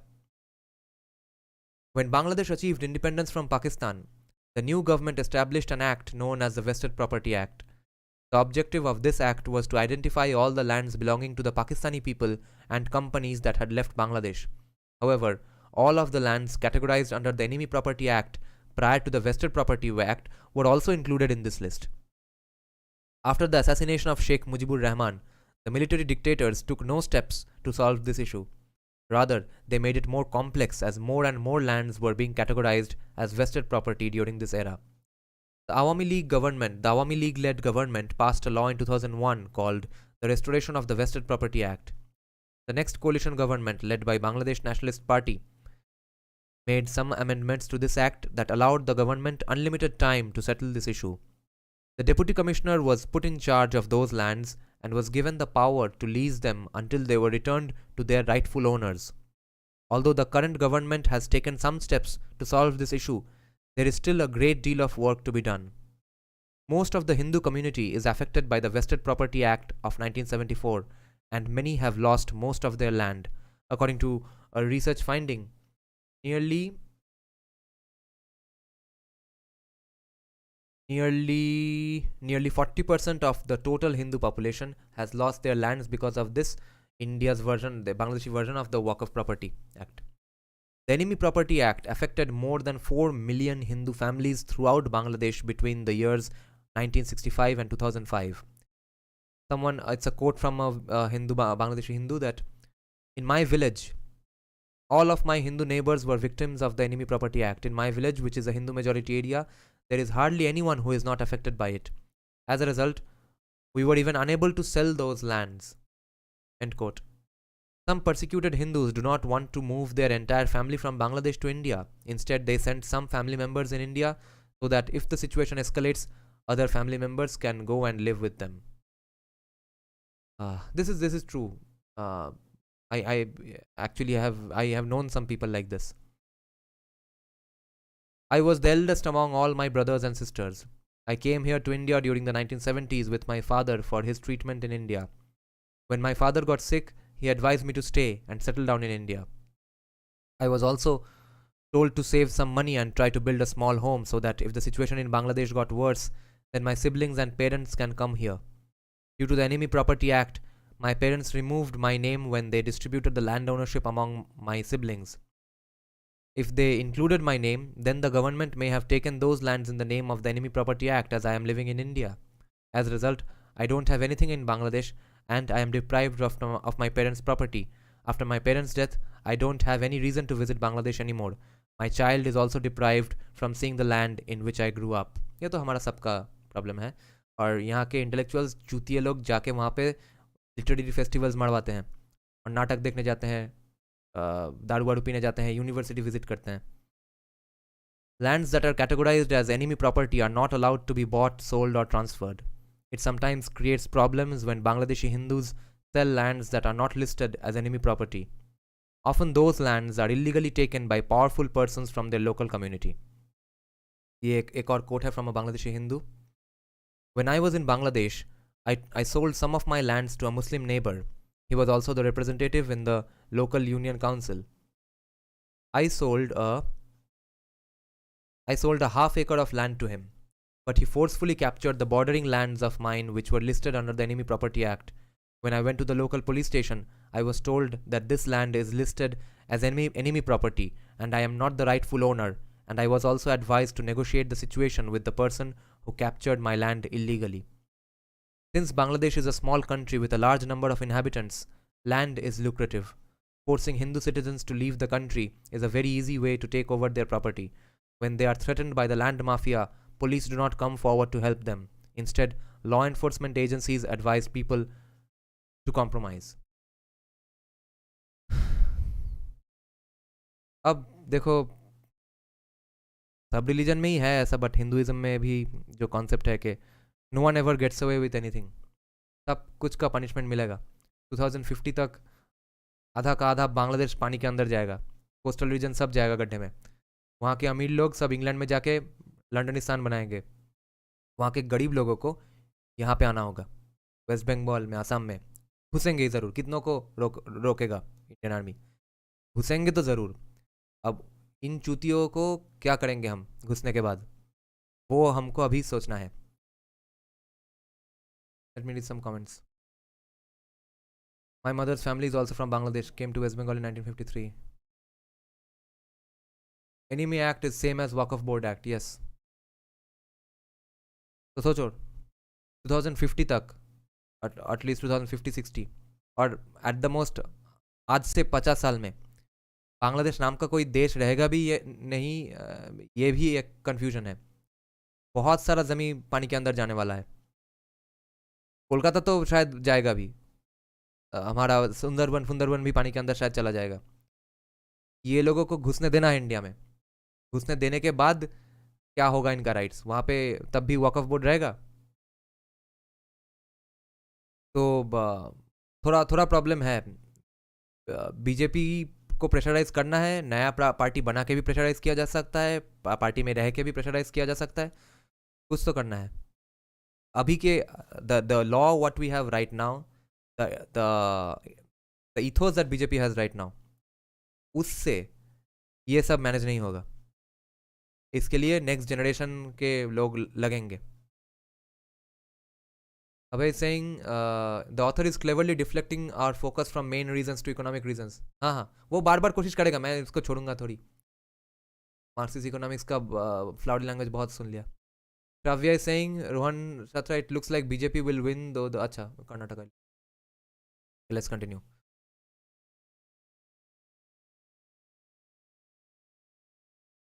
Underrepresented in different sections of government and society. In the national census, authorities often intentionally underrepresent the minority population in order to ignore their demands regarding representation and make them feel too insignificant to rise up against discrimination. This is 100% a fact because this is done by Muslims even in India, okay?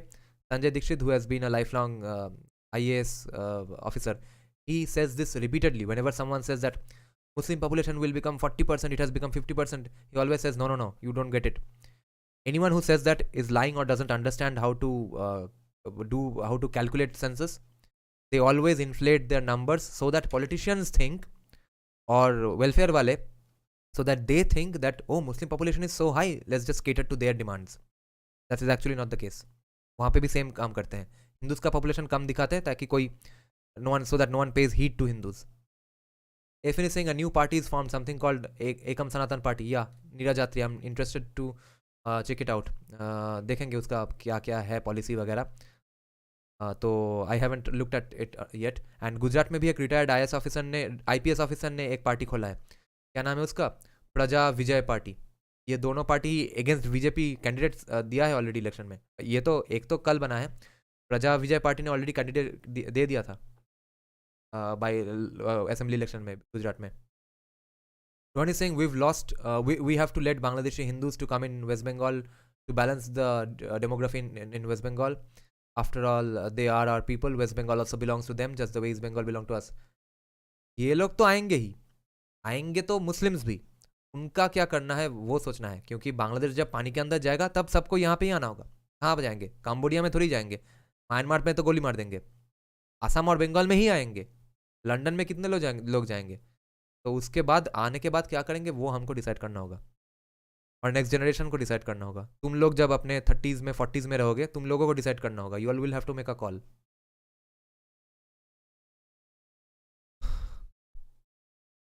So they reduce the Hindu population. A study conducted by Abul Barkat and et al. Shows that population census often misrepresent the true situation, which is exactly the same thing being claimed by Sanjay Dixit. Their study indicates that the population census often overcalculate the majority population and undercount the minority population. And we do the same fucking thing here as well. We overcount the minority population. The area I spent my childhood in, a Hindu majority area, is according to the government record a Hindu minority area. Often they just want to undermine us and make us feel we are the minority in Bangladesh. Well, you are the minority in Bangladesh, but they want you to feel minority even when you are in those places where you are the majority. In the national parliament, the representation of the minority community is also very low, even less than the Hindu population ratio in Bangladesh. Even those political parties that claim to be secular have few Hindu members in the parliament or in the party's central positions. In the administration of the Ministry of Foreign Affairs and Bangladesh Army, the representation of minority communities is also very low, and now their greatest batsman of all time is Hindu. Lol. Hindus are not given the top positions in government. और कोई साला तापस बैसिया नाम का जो Bangladeshi bowler था हमारे बचपन में, वो भी वैश्या कास्ट का ही है। और अभी जो हिंदू बैट्समैन है, इन लोगों को कोई हिंदू रिजर्वेशन नहीं लगा, ठीक है, माइनॉरिटी अफेयर्स का 5,000 करोड़ का बजट नहीं लगा था इनका अपलिफ्टमेंट के लिए। खुद से ही गाँव में क्रिकेट विकेट सीखते रहे, अच्छा बन गए, टीम में जाके सबको हटा दिया। In the administration of the Ministry of Foreign Affairs and Bangladesh Army, the representation of minority communities is very low. Hindus are not given the top positions in government. A study undertaken by the Bangladesh Hindu, Buddhist and Christian Unity Council clearly shows the low proportion of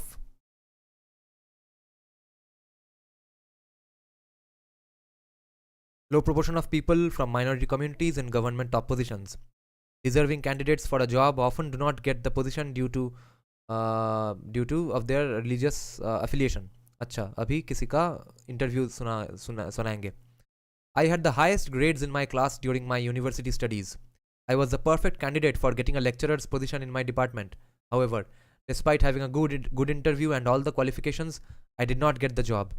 The only factor behind their decision was the fact that I am from the Hindu community. A person from the selection community told me after that look, you have all qualifications, but I have to follow the instructions. I want to offer you the job, but I can't. I have to give an explanation to my seniors.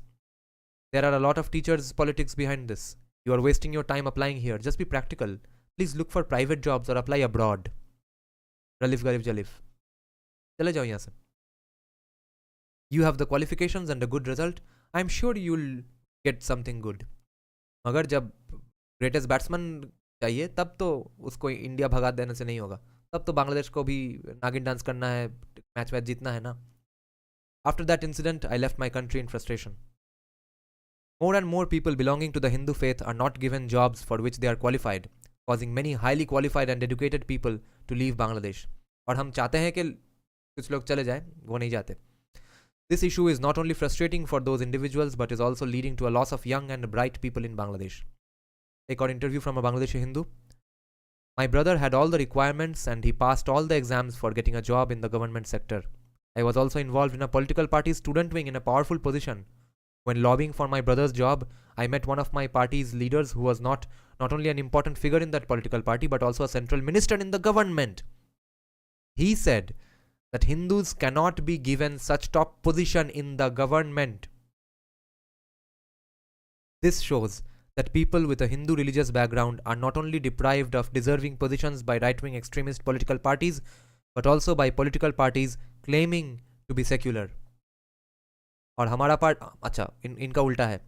इनका जो right wing इनका जो secular party है that behaves like right wing extremist party. हमारा जो right wing extremist party है, हिंदुत्ववादी fascist party है, वो that behave like a secular party.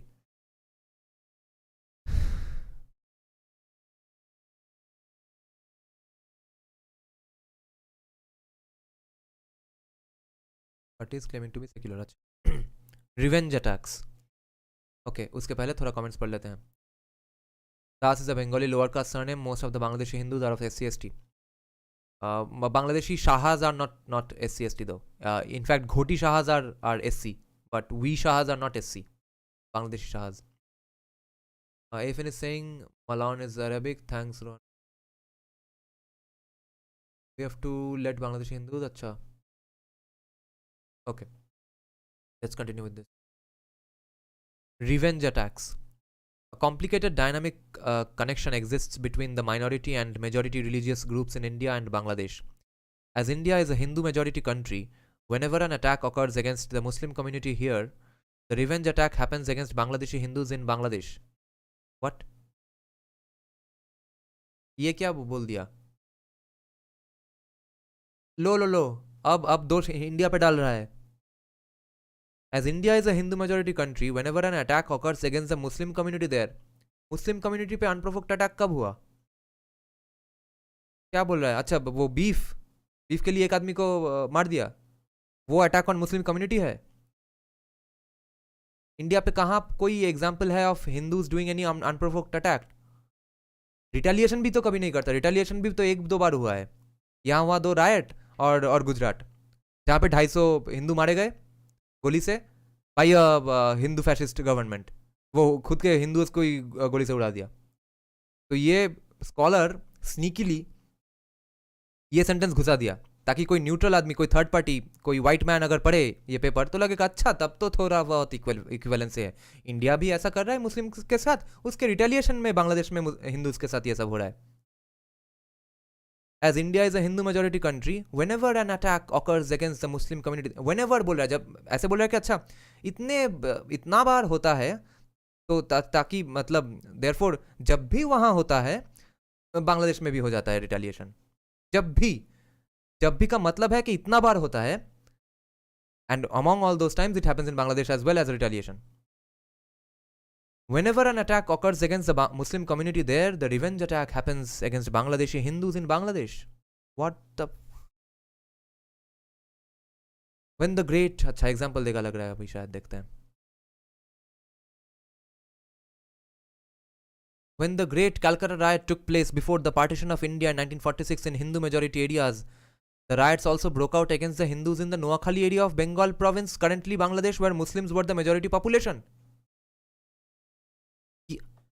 Direct action day का रिटेलिएशन बोल रहा है नोआखाली। अरे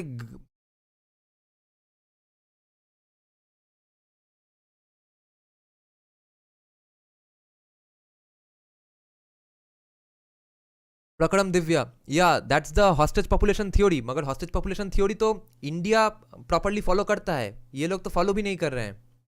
हॉस्टेज पॉपुलेशन थ्योरी जब दो साइड नहीं फॉलो करेंगे, लियाकत नेहरू पैक्ट जब नहीं फॉलो होगा, तब भी तो CA becomes justified.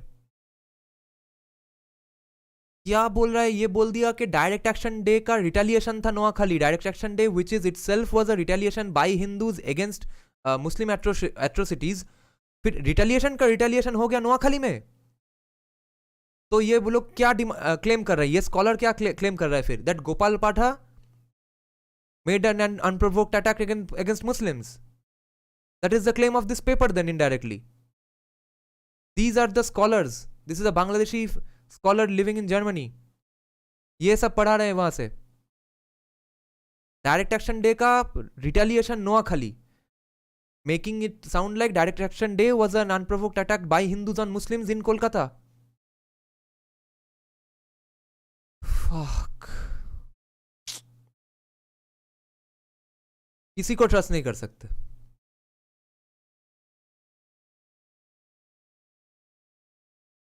Calcutta riot took place before the partition of India in 1946 in Hindu majority areas. The riots broke out against the Hindus in Noakhali areas of Bengal province, currently under Bangladesh, where Muslims were the majority population.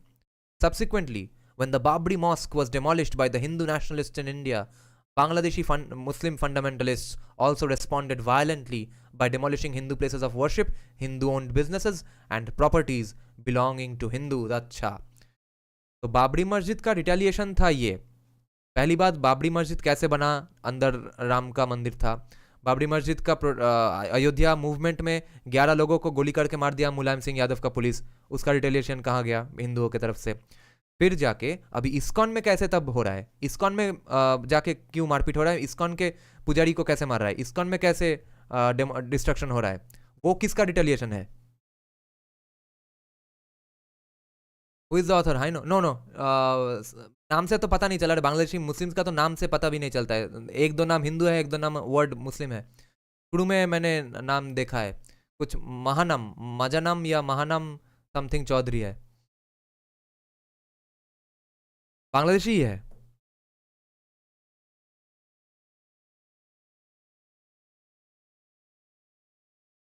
A great deal of open looting and rape was perpetrated against the Hindu community throughout the country at that time. अच्छा, बाबरी मस्जिद का retaliation ये था। बाबरी मस्जिद में वो मस्जिद तोड़ा गया कि रेप करते फिरा था हिंदू लोग। तो अभी ये कोट है from a interviewee. Following the demolition of the Babri Mosque in India, a riot broke out in my area. A large-scale attack was organized by the local Muslim community, and they attacked almost every single temple in my area. They demolished those temples and threw away the idols on the streets and said abusive things against Hindus using loudspeakers. We spent some very scary days during that time. A large number of our relatives and Hindu neighbors left their homes and went to seek shelter in the Hindu majority areas or those areas considered safe. The female members of the family were our main concern, as there were reports about raping minority girls in our area. After the situation became a bit quieter, our family, along with some other members from our locality, decided to shift to India permanently, as during that time we realized the secular character of Bangladesh that we knew no longer exists. Apart from this, almost all the respondents told me that they heard people talking about attacking Hindus at wars or religious speech on the basis that Muslims were being attacked by the Hindu population in India. Or ये जो Muslims are being attacked in India, Muslims are being attacked in India, Muslims are being attacked in India. ये lies कौन फैलाता है? हमारे liberals, हमारे Marxist, हमारे Hindu liberals और वहाँ के भी स्कॉलर्स. तो एक झूठ के बिना पे वहाँ पे रिटेलिएट करने का एक्सक्यूज भी मिल जाता है इन लोगों को. न्यूयॉर्क टाइम्स, वॉशिंगटन पोस्ट खुद जो सब बोलते हैं उसका भी रिटेलिएशन होना शुरू हो जाएगा बांग्लादेश में.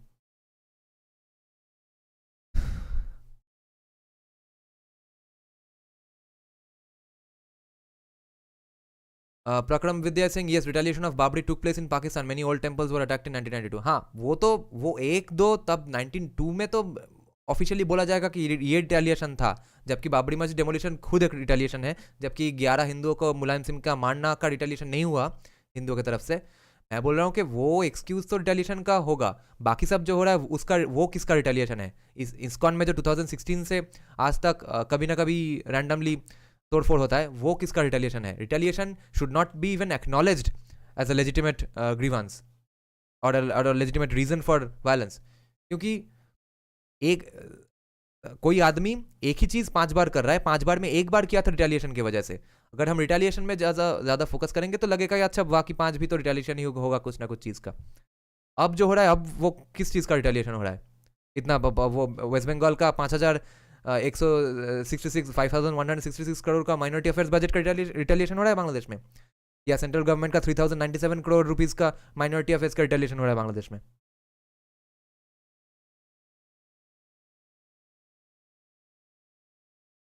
Parliamentary elections in Bangladesh and exodus.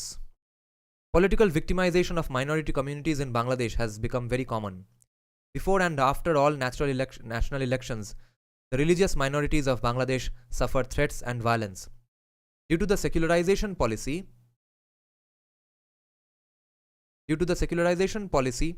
of Bangladesh Awami League, most of the religious minorities support it. It is a common trend throughout the world that religious minorities support political parties who practice religious neutrality and non-communal policies. As minorities are considered the supporters of secular political parties in the country which they reside, Hindu minorities in Bangladesh are perceived as the supporters of the Communist Party of Bangladesh and Awami League, who believe in secularism and religious harmony. The attacks on Hindu minorities conspired to decrease their influence in the election results, as in some electoral seats, their votes may determine the victory. In more than 40 electoral seats, they can be the winning factor in the election results.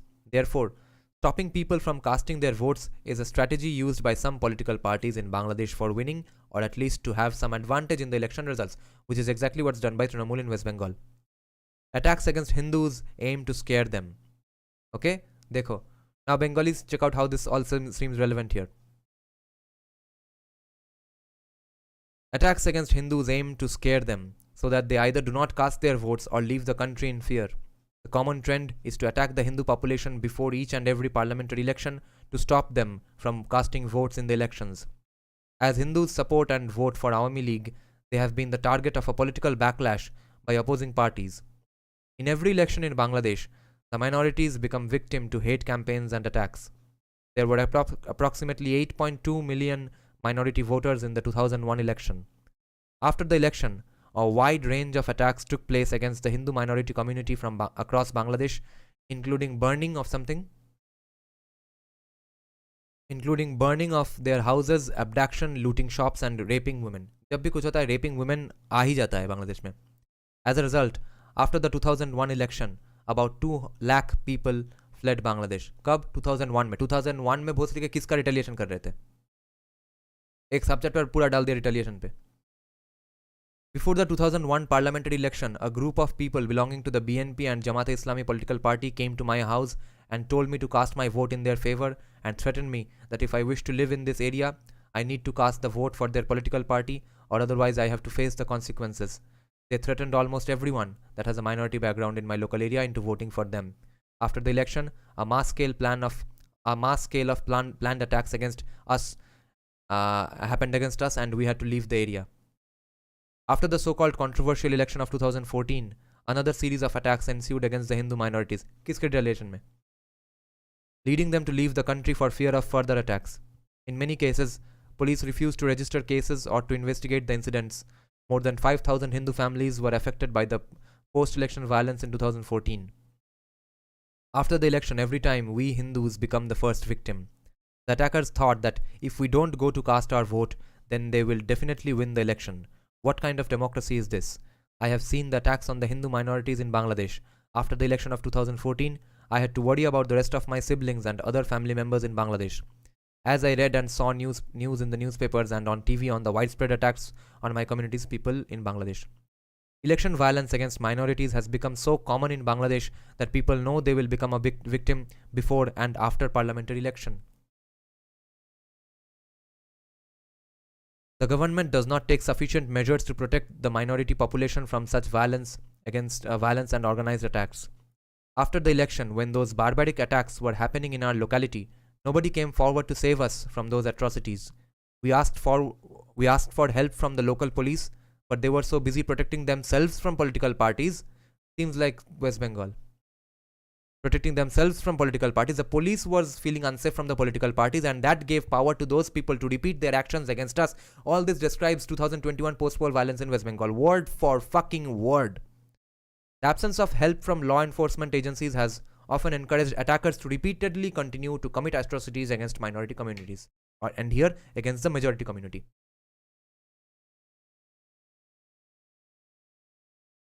Okay, Rohan Chatra, no, I have not heard about that, what you are mentioning here. Targeting minority girls. Women are always the main victims of violence, and Hindu women are not an exception. Numerous articles are published daily in Bangladesh newspapers reporting violent incidents against Hindu minority women. However, a large number of incidents remain unreported due to social fear and the unwillingness of law enforcement agencies to take action. Women from the Hindu community are subjected to sexual violence in Bangladesh in many ways. The kidnapping of young girls, rape, and forceful conversion are tactics used to drive Hindus out of the country. The solution often presented by community leaders is for a woman to marry the perpetrator and for the victim to convert to Islam. Ralif Galif Chalif.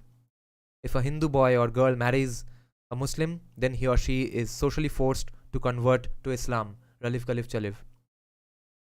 So now an interview from a victim.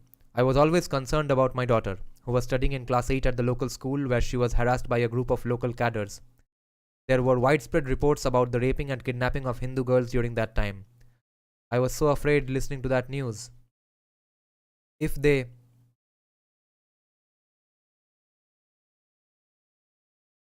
अरे gesture में कितना time लगता है page turn में? If they bum my house and property, I can build it again. I think it's supposed to be burned. If they burn my house and property, I can build it again. But I cannot afford to risk my daughter's harassment. This was the major reason among the other influencing factors behind my exodus from Bangladesh. Raping young girls who belong to the minority community is a scare tactic. Families of rape victims often leave the country in order to uphold their family's honor, as rape victims are still stigmatized in Bangladesh. After the 2001 election, every day there were reports in the newspapers about rape. किसके retaliation में? About the rape, kidnapping and forceful conversion of Hindu girls throughout Bangladesh. In my local area, we also came to know about similar incidents where a mob gang raped 3 minority Hindu girls at night by forcefully entering their house and tying up their parents.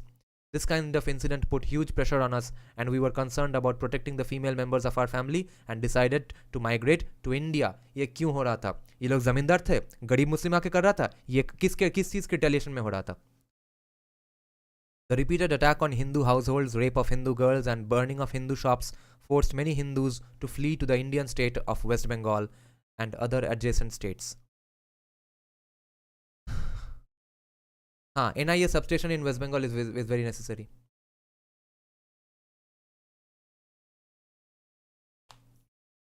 Reluctance of the state to take action.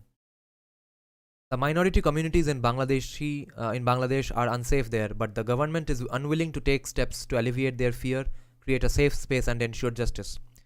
Nobody takes immediate action to stop attacks on minorities.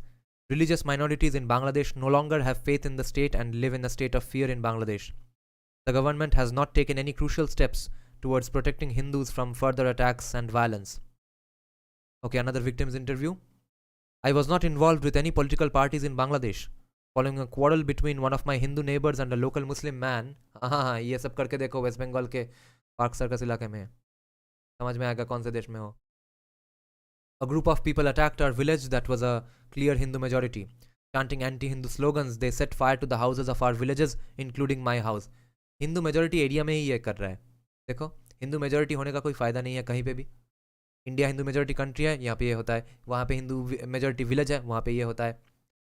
Rabindranath का advice किसी को पता भी नहीं है, दिमाग में भी नहीं घुसता है. अम्बेडकर का एडवाइस किसी के दिमाग में नहीं घुसता है, इसलिए. Chanting anti-Hindu slogans, they set fire to the houses of our villages, including my house. Despite asking repeatedly in the local police station for help, we did not get a support from the local police station in a timely manner. And Mamta जी ने जो किया है waste Bengal police में minority representation कितना है, हाँ तुम लोगों को पता भी नहीं है. राइट जब होगा पुलिस को मिलेगा भी नहीं बचाने के लिए. Despite asking repeatedly in the police station. After 3 hours, the perpetrators left, and after that, the police arrived. If the police had come in a timely manner, then a lot of houses could have been saved from being burned down in my locality. Muslim villagers also did not try to stop the crowd from destroying our community areas. हाँ ये एक important point है. बहुत सारे Bengali Hindu liberals Bengalis say these things that I had a great neighbor. I knew of one neighbor who saved me इत्यादि. तो वो एक दो नेबर से तो कुछ आधा जाता है नहीं. और यहाँ पे एग्जाम्पल दिया जा रहा है कि which is not even in retaliation to anything. This person is saying that even our Muslim neighbours did not help us. The absence of protection from the government, law enforcement agencies, and not the least from Muslim neighbors. ये scholar खुद बोल रहा है, मुस्लिम neighbours का भी support नहीं है वहां पे. I knew one Muslim friend who used to eat beef biryani with me. The absence of protection from the government, law enforcement agencies, and not least from Muslim neighbors is compelling people to consider their safety. Police often do not respond quickly to help minorities against violent attacks, which fosters minorities' anxiety that nobody will help them if they are attacked again. With their future safety in mind, people from the Hindu minority are compelled to leave Bangladesh. Let me check some comments.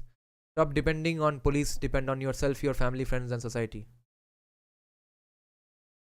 Not only park circus but also Khidirpur, Meteor Brujia, Topshia, Tiljala, yeah. Kolkata is considered mini Pakistan, yes. Okay, let me have a sip of coffee. Okay, minority politics. In South Asia, minority communities live under miserable situations. आ गया. False equivalency का time आ गया है. बच्चों आके सब सुनो कि Muslims का कितना कष्ट का हाल है इंडिया में. चलो अब आज पढ़ते हैं ये कहानी. In South Asia, minority communities live under miserable conditions. Hindus in Bangladesh, Christians and Hindus in Pakistan, Tamils in Sri Lanka, and Muslims in India. सब सेम है. स्टैटिस्टिक्स में 0 मिला था, फिर भी किसी को ब्राइब दे के प्रोफेसर बन गया. या फिर स्टैटिस्टिकल फैलेसी किसको कहते हैं पता भी नहीं है. लॉजिकल फैलेसी किसको कहते हैं पता नहीं है. फॉल्स इक्विवेलेंसी किसको कहते हैं पता नहीं है. ऐसे ही प्रोफेसर बन गया, जर्मनी में बैठ के पर्सन ऑफ कलर मरवा रहा होगा. क्या इक्वेशन है ये. Hindus in Bangladesh, Christians and Hindus in Pakistan, Tamils in Sri Lanka, Muslims in India. Same है सबका हाल. सबका हाल सेम है. सबका पॉपुलेशन परसेंटेज सेम है. सबका पॉपुलेशन डिक्रीज सेम है. एकदम सेम है. सबका फंडिंग बजट सेम है हर गवर्नमेंट में. Religion is being used as a discriminatory tool in the entire South Asian region. अब मार्क्सिज्म आ रहा है झोले से. मार्क्सिस्ट ने झोला निकाला है. Hence, all post-colonial nations situated in South Asia have the shared character of minority politics and the displacement related to it. In the same way, the Bangladeshi minority community is simply used as a political weapon for both the ruling and opposition parties. और यहाँ पे majority ही political weapon है. The parties that claim to be secular The parties that claimed to be secular in nature, in fact, emphasized religion at the time of election. Bangladesh Awami League, which claimed to be a secular political party, considered the Hindu minorities as their voting bank. Only at the time of election did we used to see the leaders of Awami League going to visit our houses to ask for votes from anyone. When we need them the most, during riots and threats against us, we did not find them there to help us. Doesn't this also sound familiar? This is why I like Dilip Ghosh. I think a lot of people think I'm a hardcore blind BJP supporter just because I like Dilip Ghosh, but I like Dilip Ghosh because he had the balls to say this, even just a few months back, that I will criticize CBI whenever I want to. I am not answerable to any other people. My people died. My supporters died. My colleagues died in 2021 poll violence. And the CBI directly reports to the Prime Minister's office. So what can I do? CBI is not arresting those people. So I can't be all going gaga about CBI कितना अच्छा काम कर रहा है तृणमूल के चोरों को पकड़ के. That's the balls of Dilip Ghosh. In the case of a communal riot, when a temple is demolished, the opposition parties play politics with the issue and the government takes the credit after rebuilding it. See how they unknowingly give away the fact that it's a common occurrence. देखो कितना casually बोल दिया इस statement. That proves how common temple destruction is in Bangladesh. क्या sentence construction है ये? In the case of a communal riot, when a temple is demolished, the opposition parties play politics with the issue. This statement shows that it's such a commonplace occurrence. However, the main issue of temple demolition remains untouched. Minority safety issues are unimportant to political parties, but votes matter to secular political parties. Therefore, before the elections, they visit minority homes, and once the elections are over, they disappear. Sounds so familiar in India. Okay, अभी कोई victim का interview है? Nobody makes a durable solution to the problems of the minority. Instead, they just play the minority card before the election and go there after an attack happens. So far, there is no single event I heard when criminals get punished for demolishing a Hindu temple or raping a Hindu woman. Government cannot make us feel safe just by rebuilding the temple. The perpetrators must get punished and victims get fair justice. When I see a perpetrator openly walking near our place after committing crimes and just impunity to do so again, how can I stay in the same place where there is no justice for religious minorities?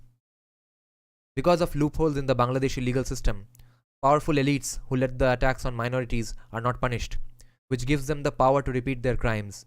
The unwillingness to make a durable solution for minority problems is responsible for both the attacks on minorities and the subsequent minority exodus from Bangladesh. And this scholar thinks that this is just the same what's happening with Muslims in India. यहाँ के secular party non secular party Muslims के घर जाते हैं vote देने पे और बाकी समय मुस्लिम्स के बारे में सोचते ही नहीं है. That's the false equivalency they started at the beginning of this subchapter.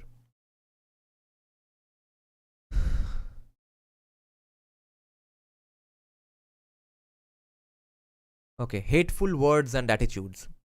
Hindus who remained in East Pakistan after the partition were considered to be agents of India within Pakistan due to India's overwhelming Hindu population, which doesn't identify as Hindu majority population. Even after Bangladesh gained its independence, the situation remained the same. Everyone from minority communities in Bangladesh has encountered hate speech from others. Often I hear that I am an agent of India.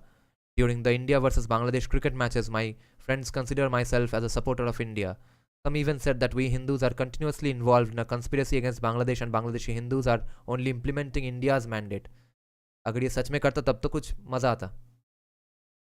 In creating a unique religious and linguistic identity, the reality of the multicultural and multi-ethnic characteristics of Bangladesh was ignored, leading to conflict and violence against religious and ethnic minorities.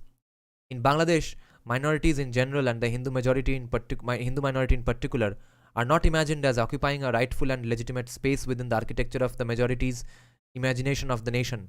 Hindus are often called Denda or Malaun, terms similar in connotation to N-word and black bastard for people from Africa. Okay, I hope my channel doesn't get demonetized now. During a hate campaign before the election, some people using loudspeakers said that Hindus should either convert to Islam or leave the country. Chaliv Kaliv Chaliv. Bangladesh is only for the Muslim population and the Hindus should leave for India. Similarly, this is what Ambedkar wanted anyway. Similarly, Several madrasas in my area also broadcast using loudspeakers saying non-believers of Islam have no right to live and use slang language against us. And therefore, Mamata Banerjee has an 18.5 crore budget of promotion of Urdu and a total of 5,166 crore rupee budget for minority affairs and madrasa education. The frightening thing about hate speech and hate campaigns is that it is not done quietly or privately. Rather, such things are organized openly and often broadcast over loudspeakers. And then the scholar thinks this is exactly what's happening to Muslims in India. This is what they're propagating. This is what they're writing in their articles in newspapers. This is what they're writing in their papers. That's why these retaliations are going to go on happening, because their dumbass commie secular scholars say that these are the same things happening to Muslims in India. So another victim in the interview says that I am from a Hindu majority area in Bangladesh and it is a secure Bangladesh Awami League parliamentary seat. After the 2001 election, I saw there were several rallies where people repeated the slogan, catch Hindus one by one and eat day and night using their money. Conclusions.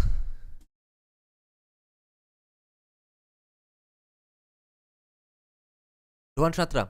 ISF won more seats than Congress CPM in 2021 election because those seats were going to vote for CPIM anyway. They had to vote for ISF because that was the coalition. That's not alone ISF's credit. Okay, conclusions. The Bangladeshi Hindu population is an integral part of Bangladeshi culture and society. Yeah. However, due to the unfavorable circumstances and religious persecution against the minority communities of the country, particularly against the Hindus, they have been forced to leave the country and take refuge in India. A major factor behind this forced migration is religion, but the strong economic factor of the Indian economy cannot be ignored in this regard. अच्छा, हाँ, अब देखो India का economy भी अच्छा है. क्यों? क्योंकि हमने कार्ल मार्क्स का बात सुनना बंद कर दिया है, at least to some extent.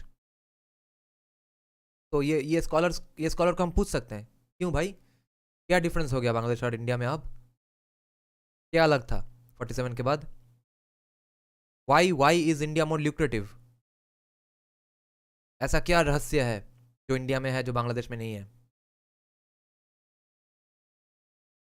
Economic factor of the Indian economy can not be ignored in this regard. अच्छा, अब तक तो रिटेलिएशन था, अभी economic factor of Indian economy वो क्यों है, वो भी पूछना चाहिए. There is in fact no single reason for their exodus from Bangladesh, but a number of factors contribute to the decision to leave the country in which they were born and grew up. अच्छा, single factor नहीं है, बहुत सारा factors है. This article sheds light on the various considerations compelling the Bangladeshi Hindu population to leave the country. I argue that although the decision to migrate to India is mainly decided by men, the migration decision is highly dependent on the issue of protecting Hindu women in Bangladesh. Based on my findings, I can say that the failure of the state to ensure the protection of the Hindu minority population is the main reason behind the exodus. That is the only reason. I also argue that rebuilding a destroyed temple is not the solution to the problem. Instead, the state should take proper action against the perpetrators to ensure justice. The attacks on minorities are not only committed by religious extremists, but also by the local leaders of so-called secular political parties. The unwillingness of police to take action was mentioned during several interviews, and the absence of collective action to stop the violence was very clear in the findings. Such issues are driving Hindus to think about their life and security in Bangladesh. Although the research findings identified numerous reasons why Bangladeshi Hindus are forced to leave the country, the Vested Property Act, which is also known as the Enemy Properties Act, which is also known as the Waqf Board Property Act in India, and land grabbing were considered the main reasons behind the exodus of the Hindu community from Bangladesh to India. Religious intolerance, organized attacks, and hate speech are other important factors. So don't forget that point, guys. We have to use this in debates forever now, because I did not know about this. Now I know. We have a goddamn Bangladeshi legal act to oppress Hindus in India. The Waqf Board Property Act is identical to the Enemy Property Act of Bangladesh. It's done by the same people against the same people. Repeated problems and attacks force Hindus to migrate to India in huge numbers. I argue that on the one hand, Hindus are leaving a lot of memories and assets behind, and on the other hand, Bangladesh is also losing valuable assets, educated, skilled people of the Hindu minority. Although Bangladesh is a signatory to most international human rights conventions and laws, there is an absence of implementation. Article 1 of the Article 1 of the United Nations Minorities Declaration of 1992 states that the state is responsible for protecting the existence of its minorities. The 1951 Convention relating to the status of refugees and the 1967 Protocol relating to the status of refugees also emphasizes the protection of refugees that has a well-founded fear due to their religious affiliation. ये refugees तो है नहीं, वो लोग तो वहाँ के ही है हजारों सालों से. The Convention Against Torture and Other Cruel, Inhuman or Degrading Treatment or Punishment also safeguards vulnerable people from such kind of inhuman acts. The Durban Declaration of 1992 also provides recommendations to states to uphold all human rights and fundamental freedoms without distinction and in full equality before the law for the minority population of respective countries. The UN Declaration on the Rights of Persons Belonging to the National or Ethnic, Religious and Linguistic Minorities further strengthens the existing protective measures for safeguarding religious minorities. However, the state of Bangladesh is failing to ensure the safety and security of its minority people. Moreover, the Universal Declaration of Human Rights ensures that everyone is entitled to all the rights and freedoms set forth in the declaration, without distinction of any kind, such as race, color, sex, language, religion, political or other opinion, national or social origin, property, birth or other status. In reality, discriminatory laws such as the Vested Property Act, also known as Waqf Board Property Act in India, are in direct conflict with all international human rights laws. It is also worth mentioning that the Constitution of Bangladesh also ensures that it will provide citizens with the freedom from all forms of exploitation as well as ensure freedom of religion. And Sanjay Dixit tried to challenge the Waqf Board Properties Act in court, and he not only got laughed out of the court, he also got slapped with a 5 lakh rupee fine, which he wriggled out of by pleading a lot. However, this is not translated into practice. All those laws, etc. This is not translated into practice. People belonging to the minority community are continually being discriminated against in Bangladeshi society based on their religious affiliation. They are the victims of various kinds of exploitation, and it is the responsibility of the state to ensure that every citizen of the country, regardless of minority background, has the same facilities and security in society. No one should be victimized based on their religious background. A good option would be to create a new law specifically designated to protect the religious and ethnic minorities of Bangladesh and to ensure the proper implementation of that law. ये देखो, ये Marxist का घटिया idea. एक और law और एक सिर्फ मैजिकल लॉ लाने दो, तब सब ठीक हो जाए. अभी तक एग्जिस्टिंग लॉज में क्या कमी है?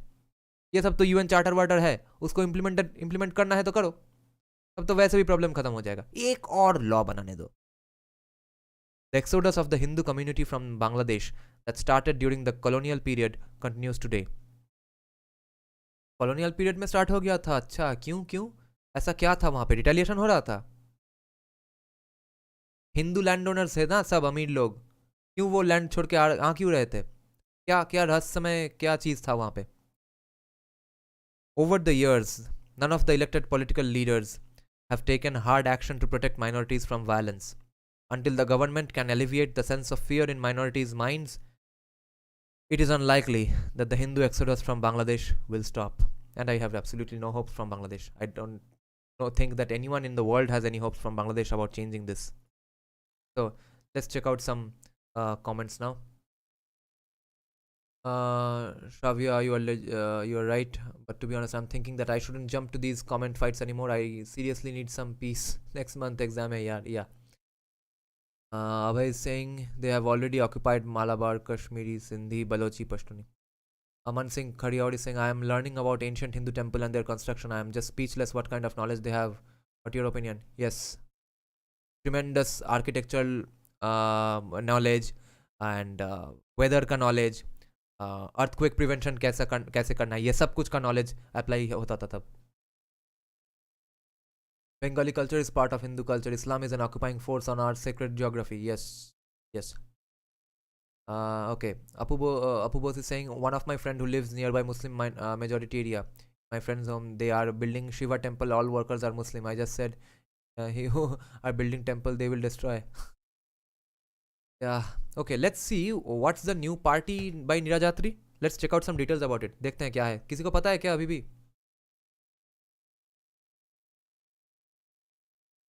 New Dutwa party alternative.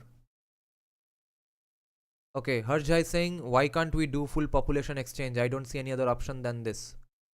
वो पॉसिबल एक्चुअली प्रैक्टिकल नहीं है. एक सिर्फ एक प्रॉब्लम है उसमें हर्ष.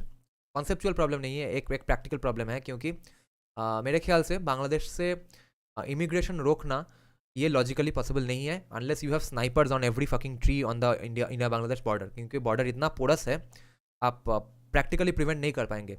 पूरा का पूरा पैरा एस एफ मार्कोस को बिठा के रखना पड़ेगा हमेशा हमेशा के लिए. that's a impractical amount of money expenditure. So better would be NRC would be the best possible thing. और सीए तो चाहिए ही चाहिए. लोग आएंगे तो ज़रूर, ये आप मान लीजिए. ये आप नहीं प्रिवेंट कर सकते as far as I have researched on the geography, the condition of the kind of places. If you visit India Bangladesh border, you will realize, if you visit Assam or Kolkata, West Bengal, you will realize these places are impossible to be preventing full immigration. और फिर कुछ ना कुछ तो BSF वाले drive वाइव लेके किसी को घुसा देते हैं, मैंने सुना है. और फिर तृणमूल वाले तो हैं ही, बैठे ही हैं उनके यहाँ पे मिडिल ईस्टर्न कॉलोनाइजर भाई लोग. उनको राशन कार्ड वार्ड भी देते हैं. तो there is a pull factor and there is a push factor from there is a pull factor from here. तो ये रहेगा ही. पॉपुलेशन एक्सचेंज करोगे उसके बाद फिर वो लोग आएंगे ही, सेम का सेम. अभी जो कंडीशन है वो सेम कंडीशन उसके बाद भी होगा, पॉपुलेशन एक्सचेंज करने के बाद भी. Harsh Ravi is saying, Bhaiya, what should be the immediate plan for Hindus? I've been reading stuff for too long and I wonder how should we start? देखो, this might seem stupid in some way, but depending on what state you are, I don't see any safe option other than holding social media debates and maybe joining BJP at the max. Even BJP party workers are getting killed if they थोड़ा बहुत चूं कर दे तो. So keeping your safety in mind, I don't know what to do. Maximum एक gun one रखो घर पे, full permission लेके. District magistrate को थोड़ा सू वू भी करना पड़ेगा. और नहीं तो अगर कोई नेता वेता पहचान वाला है या फिर फैमिली में कोई इंडियन आर्मी वाला है तो उसका कांटेक्ट लगा के तुम गन रखो घर पे. या फिर मार्शल आर्ट्स भी प्रैक्टिस करो घर में. जितना सारा ये जो प्रैक्टिस करने का मुदगल वुदगल है ये सब रखो घर में, अपने आप को प्रोटेक्ट करो. उससे ज़्यादा कुछ नहीं कर सकते हो तुम, एटलीस्ट वेस्ट बंगाल में तो नहीं. I'm talking about sending illegal migrants back. I don't think BJP can do CA and NRC. NRC is about sending illegal migrants back. Illegal migrants को भेजोगे वो वापस आएंगे, यही मैं बोल रहा हूँ. बार बार आएंगे, बार बार भेजना पड़ेगा, ये तो है. पॉपुलेशन पूरा का पूरा एक्सचेंज नहीं होगा. If is saying get married and have 4 to 5 children, that should be your current focus. अरे मिडिल क्लास पूरा का पूरा टैक्स देगा, कैसे 4-5 चिल्ड्रन अफोर्ड करेगा? Okay. Nohan is saying exactly best district to understand West Bengal Bangladesh border is Malda. Please visit Malda district to understand how West Bengal border is so porous. Yeah. Okay, देखते हैं कि ये नया Hindu party क्या है.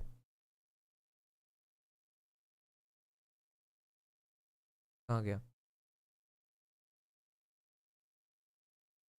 कोई नाम बताओ तो, वो नीरज यात्री का पार्टी का क्या नाम है?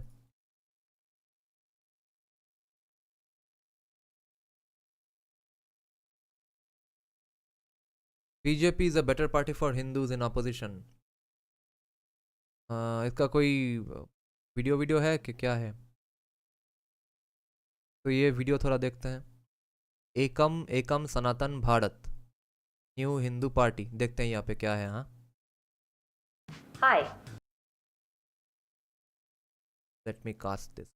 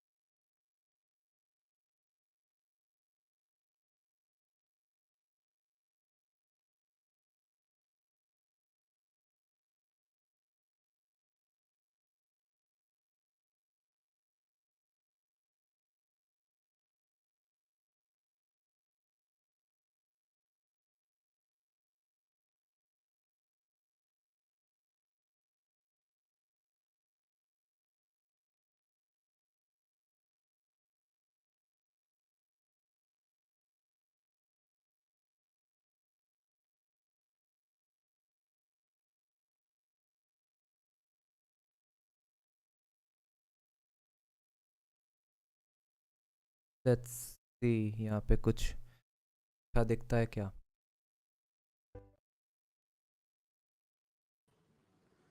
सभी को नमस्ते और आज के इस लाइव स्ट्रीम में आप सभी का एक बार फिर से स्वागत है। आज एक बहुत विलक्षण, बहुत अच्छी घटना घटी है। हालांकि कल घटी थी, एक नई पार्टी का स्थापन हुआ है जिसके बारे में आप सबने थंबनेल में देखा होगा। तो आज हम उसी पर चर्चा करने वाले हैं, जिसके लिए हमारे साथ जुड़ रहे हैं अंकुर शर्मा जी जम्मू से। अंकुर जी, Okay, so this person Ankur Sharma is the founder of Ekam Sanatan Party. Okay. Okay, if he's saying bro, you can say middle class this and that, but I hope you understand why we have to do it. Yeah, yeah. All Jewish women works, but they also have right, right. That is an interesting point. But वो थोड़ा Israel का per capita GDP ज़्यादा है ना India से. That is a contributing factor. But yes, that is a good example. And I understand that it's necessary. I have no disagreement with you there. I am just thinking about the affordability part of it. In Israel ने बहुत अच्छे कुछ steps ले लिए थे ना, जब वो वल्नरेबल था, जब उतना फेमिनिज्म नहीं था. नमस्ते, बहुत बहुत स्वागत आपका। नमस्ते, बहुत बहुत धन्यवाद। और आपको ढेरों शुभकामनाएं कि जिस उद्देश्य को लेकर आपने पार्टी बनाई है उसमें आप सफल हो। बहुत धन्यवाद। Symphony. It's essentially the Netflix for धन्यवाद जी। सबसे पहले तो मैं चाहता हूं कि हम इसके नाम से यदि शुरू करें। एक Okay, are you guys not getting the audio of this thing? Audio of the YouTube?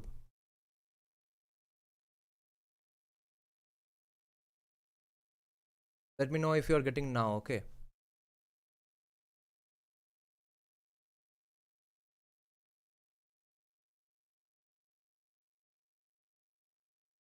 एकम सनातन भारत, क्या क्या विचार है इसके पीछे?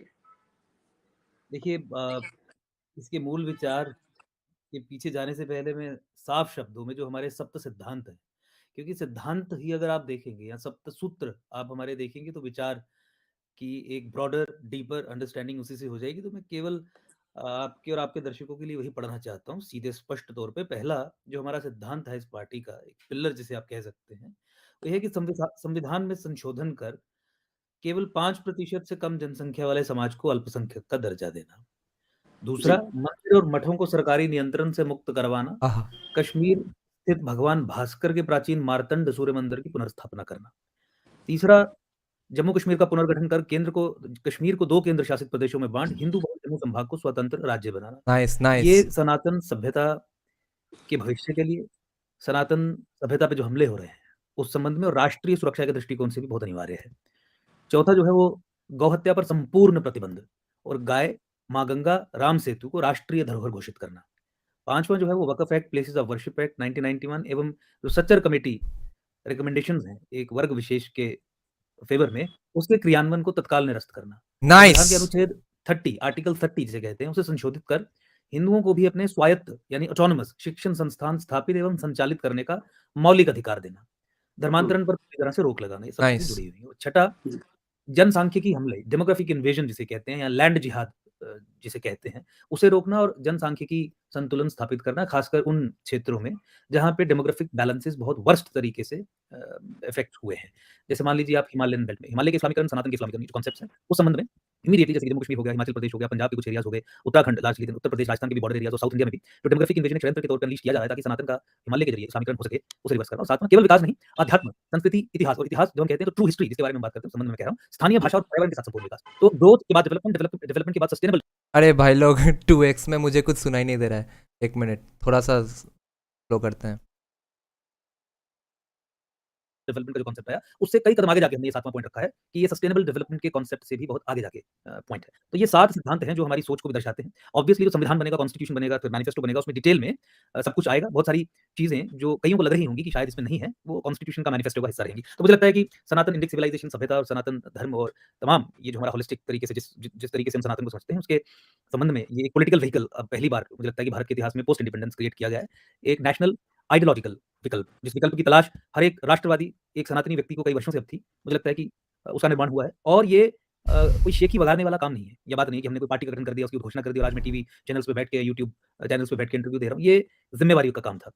अगर सनातनियों को, राष्ट्रवादियों को, जो लोग इस देश से प्रेम करते हैं, सभ्यता से प्रेम करते हैं, इस पे विश्वास रखते हैं, अगर उन्हें आज लग रहा है कि उन्हें विकल्प चाहिए, तो उन्हीं में से कुछ लोग निकलेंगे जो ये ज़िम्मेवारी अपने कंधों पे उठाएँगे विकल्प खड़ा करने की।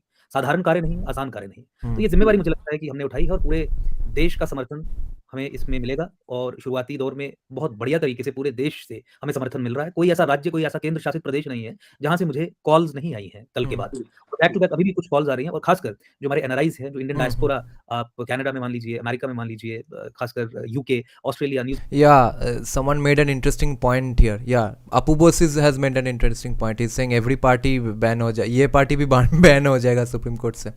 Yeah, that sounds about right. But also, is one interesting point is that NRIs will send a lot of their donations to this party, some NRIs at least, to this party instead of BJP. So BJP को थोड़ा और भी push करना पड़ेगा, push होना पड़ेगा अपने आप से ही towards these ideas. Let's propagate and promote this party as much as possible, guys. New Zealand, यहाँ से मतलब काफ़ी संख्या में लोगों ने समर्थन अपना साथ देने की बात कही है और ऐसा-ऐसा भी कहा हमने, तो ऐसे-ऐसे बड़े-बड़े महानुभावों ने कहा कि हम आपके साथ हैं, तो हमने कहा कि आपका आशीर्वाद चाहिए। उन्होंने मैसेज में लिख के भेजा कि केवल आशीर्वाद ही नहीं, तन, मन, धन से आपका साथ भी हाँ। देंगे। मुझे लगता है कि बहुत एक पॉजिटिव नोट पे सब कुछ ये स्टार्ट हुआ है। जी, बहुत बढ़िया। तो अब मेरे प्रश्न पे आते हैं कि जो नाम आपने चुन के रखा, एकम सनातन भारत, उसके पीछे क्या सोच है? Yeah, Harsh, your question is interesting. How many years did BJP take to come to power? I think India might become Hindu minority before this party comes to power. See, ये पार्टी पावर में आए कि नहीं, that is not even the issue. ये party को power में आने से प्रिवेंट करने के लिए बीजेपी को और भी हिंदुओं के तरफ शिफ्ट करना पड़ेगा, तो that is our main goal. ये पार्टी खुद से पावर में आए ना आए, that is not the problem. देखिए, बहुत चर्चा के बाद, कंसल्टेटिव प्रोसेस के बाद, तमाम संवेदनाओं को, सेंसिटिविटीज़ को, विचारों को और भविष्य को देख के काफ़ी चर्चा के बाद और बहुत सारे एक्सपर्ट्स, उसके बाद ये नाम फाइनल हुआ है। एकजुट सनातन भारत शुरू में नाम चल रहा था। अल्टीमेटली संस्कृत और संस्कृत का जो सिग्निफिकेंस है, उस संबंध में भी एकम, Yeah, the name और is फिर in Sanskrit. दक्षिण भारत Nice. में भी ये मैसेज जाना चाहिए कि दक्षिण भारत हो या उत्तर भारत हो या पश्चिम हो या पूर्व हो, सब एकजुट हैं, सब एकम इकट्ठे हैं। भारत. तो पार्टिसिपेटिव, इंक्लूसिव और सनातन वैल्यूज़ में डूबा हुआ एक तरीके से नाम, और मुझे लगता है कि नाम ही सब कुछ स्पष्ट करता है। और हमारे साथ सिद्धांतों के साथ जोड़ के आप नाम को अगर देख लें, तो मुझे लगता है कि ये वही विकल्प है जिस विकल्प की चर्चा आप भी, बहुत सारे राष्ट्रवादी समाज के प्रखर वक्ता हैं, वो भी जो हमेशा करते आए। यही है एक consultative process, north to south, east to west, जिसमें सब समा जाएँ और सनातन की सारी मूल भावनाएँ जिसमें समा जाएँ। उसी के चलते इस नाम को फाइनलाइज़ किया गया after due consultation with everybody जो इस प्रोसेस में शामिल हुए। तो इसका इलेक्शन सिंबल? देखिए, इलेक्शन सिंबल जब नई पॉलिटिकल पार्टी बनती है, तो पहली बार इलेक्शन सिंबल उसे उसी समय मिलता है जिस समय इलेक्शंस की घोषणा होती है। अच्छा. तो उसमें प्रेफ़रेंस ये रहती है कि देखिए, ये हमारी रजिस्टर्ड पॉलिटिकल पार्टी मान लीजिए कैटेगराइज़ होगी, और रजिस्टर्ड पॉलिटिकल पार्टी जब कुछ सीट्स या कुछ परसेंटेज ऑफ वोट्स पा जाती है, तो फिर उसे election commission of India recognise करती है। तो डिस्टिंक्शन है registered political party, recognised political party. तो जो रजिस्टर्ड पॉलिटिकल पार्टी है, मान लीजिए कल को हम 545 एमपी कैंडिडेट्स 2024 में खड़ा करते हैं, और उस समय इलेक्शन कमीशन जो हमें ऑप्शंस देगी, उसमें से हमारा कोई भी कैंडिडेट जो सिंबल चुनेगा, हमारी पार्टी के कैंडिडेट्स को प्रेफ़रेंस होगी ओवर अदर इंडिपेंडेंट्स या नई पार्टी वाले कि वो सेम सिंबल ले सकते हैं। तो इस तरीके से इस पार्टी का सेम सिंबल 545 सीट्स पे हम ले सकते हैं इस प्रेफरेंशियल ट्रीटमेंट के चलते, प्रोवाइडेड ये पार्टी रजिस्टर्ड पॉलिटिकल पार्टी हो। और उसके बाद जब रिकॉग्निशन मिलती है, तो फिर आपका जो सिंबल जो आप चुनते हैं, जो लेते हैं, वो आपके लिए रिजर्व हो जाता है। तो जिसे आप परमानेंट सिंबल कह रहे हैं कि परमानेंट सिंबल क्या होगा, वो सेकंड स्टेज है, once you first participate in the election process, उसके बाद होता है। अब इसका ध्वज, इसका सिंबल वो बनाने की प्रक्रिया चल रही है। घोषणा आज अभी तो शुरू में पूरी नहीं हुई, ये तो वर्चुअली सोशल मीडिया के माध्यम से हुई। तमाम वो लोग जो इस प्रोसेस में शामिल थे, वो इसमें जुड़े, कुछ नहीं भी जुड़े। 23 अप्रैल को, 23 अप्रैल को फाउंडर मेंबर्स के साथ फिजिकली एक आध्यात्मिक शक्ति केंद्र से नेशनल मीडिया को संबोधित करते हुए हम इसकी और एक आधिकारिक घोषणा करेंगे। तो फाउंडर Nice. मेंबर्स बनाने का कार्य भी शुरू हो गया है। मैंने आपको लिंक भी भेजा था, वेबसाइट जो है वो तैयार हो गई है। उसमें हमारे सब सिद्धांत plus founder members, early members और मेंबर्स बनने का फॉर्म जो है वो डाल दिया गया है। फाउंडर अच्छा. मेंबर्स बनने की प्रक्रिया शुरू हो गई है, अभी 2-3 घंटे पहले ये लिंक हमने शेयर किया है। Nice. तो अभी जो लास्ट मैंने देखा था, हज़ारों की संख्या में इसमें लोग हमसे जुड़ गए हैं और वाह. लगातार वो आंकड़ा बढ़ता जा रहा है, डेटाबेस में लॉगिन Nice. करके हमने देखा। Nice. तो बहुत तेज़ी से यही सारे लोग जो हैं, ये सारे इकट्ठे होके 23 अप्रैल 2023 को आधिकारिक तौर पे फिजिकली नेशनल मीडिया के सामने बैठ के घोषणा करेंगे, और उसके बाद फिर संगठन निर्माण का कार्य शुरू हो जाएगा। जी, तो मैं अपने एक मिनट पॉज देने दो, देखते हैं इनका वेबसाइट में क्या क्या डिटेल्स दिया है इन लोगों ने, इसका विजन देखते हैं। Ekam Sanatan Bharat Party, let's see how the website is. ये फॉर्म फिलअप का है। अच्छा, हाँ, ये है उनका सप्त सिद्धांत। देखते हैं भाई। Amending the constitution to define minority as a religious linguistic group constituting less than 5% of the total population. Ending state/government control of Hindu temples and mathas. Immediate reconstruction and re-establishment of the ancient Sun Temple, Martanda. Separation of Hindu majority Jammu and province from Kashmir. Nice. See, okay, this is symbolically one beautiful thing, okay, about this party. See, Jammu and Kashmir जो कि ज्ञान का पीठ स्थान था ancient India में, in that way, symbolically at least, this new party is born from that place with priorities of about the regions surrounding those localities. This is symbolically a beautiful thing, isn't it? Okay. फिर है complete recognition of Jammu and Kashmir. The division of Kashmir into 2 union territories and reorganization of Jammu province as a full-fledged independent state. This is so important. Complete ban on cow slaughter or declaring holy cow, Ma Ganga and Sri Ram Setu as symbols of national heritage. Ram Setu को कैसे heritage घोषित करेंगे? वो ठीक है, geographical feature तो है थोड़ा बहुत. Complete ban on cow slaughter, I supported 100%. If not anything else, the boss indicus. Immediate repeal and termination of Waqf Act. Most important of all, this Bangladeshi Act. Reversing and arresting democratic invasion with immediate restoration of demographic balances in worst affected areas. Acha. Holistic, sustainable and development based upon 4 pillars of true history. Itihasa. स्थानीय भाषा, संस्कृति, adhyatam and environmental consciousness. This seems a little vague and ambiguous, but policy position discuss करने से ये सब भी clear हो जाएगा. Okay, let's continue with the interview. दर्शकों की सुविधा के लिए जो ये लिंक मेरे साथ अंकुर जी ने शेयर किया था, मैं यहाँ पर चैट में डाल रहा हूँ. वहाँ पे जाके आप सब लोग जो चाहें यहाँ पर सदस्य बन सकते हैं, और मैं इसे यहाँ भी पिन करने वाला हूँ ताकि Yes, सब है. That is the important thing here. सनातन का पुनरुत्थान JNK से. Problem is they didn't say anything about economics. Yes, important point. उसके लिए हम लोगों को घुसना पड़ेगा ये सब डिस्कोर्स में. हमको पुश करना पड़ेगा इन लोगों को भी also be a little more free market and less freebies policies के लिए. तो इनको ये लोग तो डेफिनेटली 5,000-3,000 करोड़ बजट नहीं रखेंगे माइनॉरिटीज़ के लिए. वैसे भी माइनॉरिटीज़ स्टेटस ही नहीं मिलेगा अभी जिनको माइनॉरिटी स्टेटस है, क्योंकि ये तो बोल रहे हैं कि 5% से लेस को माइनॉरिटी स्टेटस देंगे. ठीक है, तो माइनॉरिटी स्टेटस ही नहीं रहेगा तो माइनॉरिटी वेलफेयर बजट भी और भी कम हो जाएगा. तो that's anyway a less low expenditure. और बाकी का वेलफेयर कितना है और फ्री मार्केट कितना समझते हैं, देखते हैं. ये लोग तो अर्थशास्त्र पढ़े होंगे लग रहा है.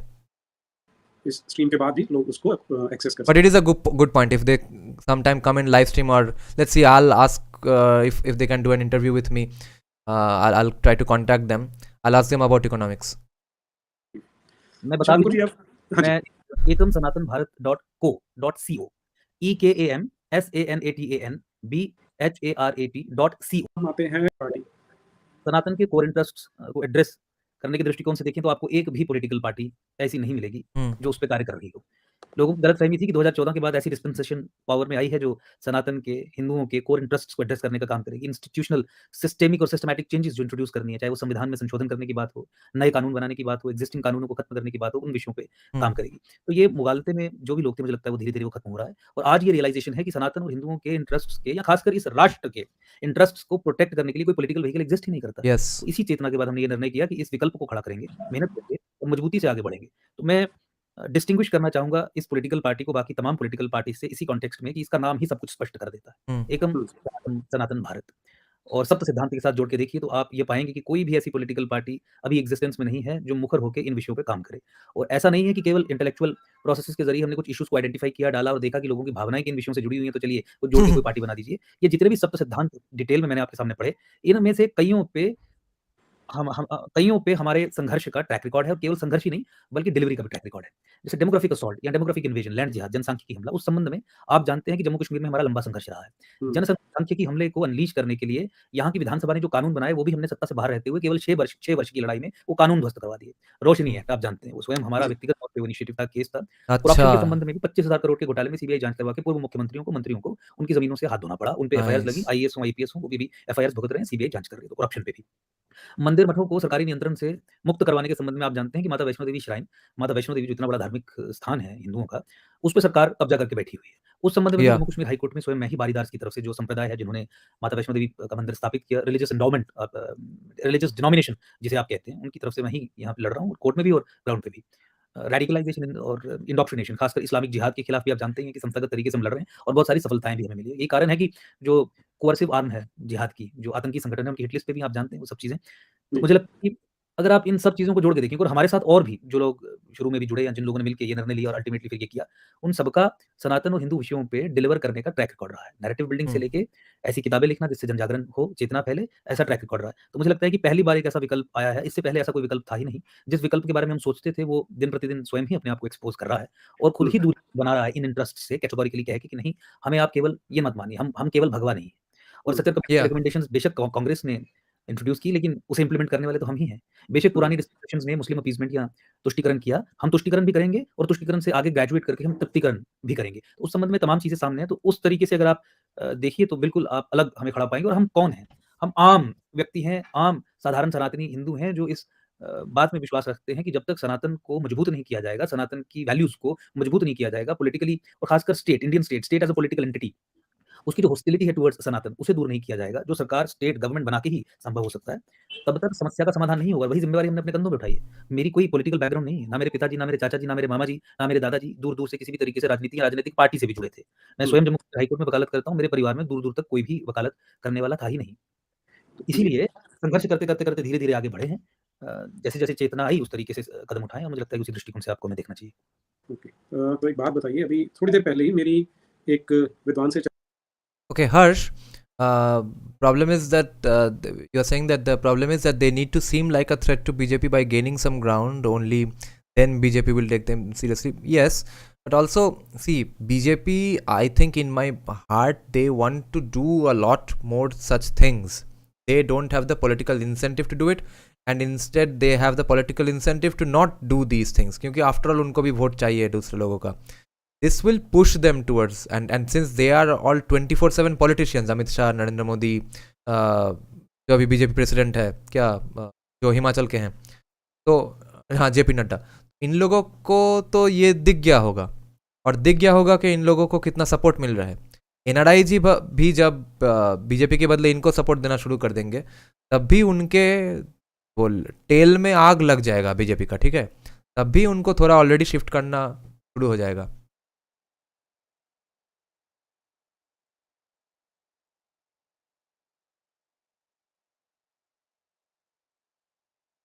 चर्चा हो रही थी, जो संघ से भी जुड़े रहे हैं, तो उनका कहना था कि 70 साल से समस्याएं चल रही हैं इस देश में, तो आप स्केप्टिकल ज़्यादा हो जाते हैं, कई लोग जो हैं वो अतिवादी हो जाते हैं कि सरकार ने ये नहीं किया, वो नहीं किया, जबकि सब कुछ धीरे-धीरे हो रहा है, तो आपको इतनी जल्दी पेशेंस लूज हाँ, थोड़े धीरे-धीरे बहुत कुछ हो रहा है, धीरे-धीरे होते भी रहेगा। वो धीरे-धीरे को और थोड़ा सा क्विकन करने के लिए this party will be successful, and specially if we completely show a lot of social media support for these people, तो तब और भी थोड़ा पुश होगा ही।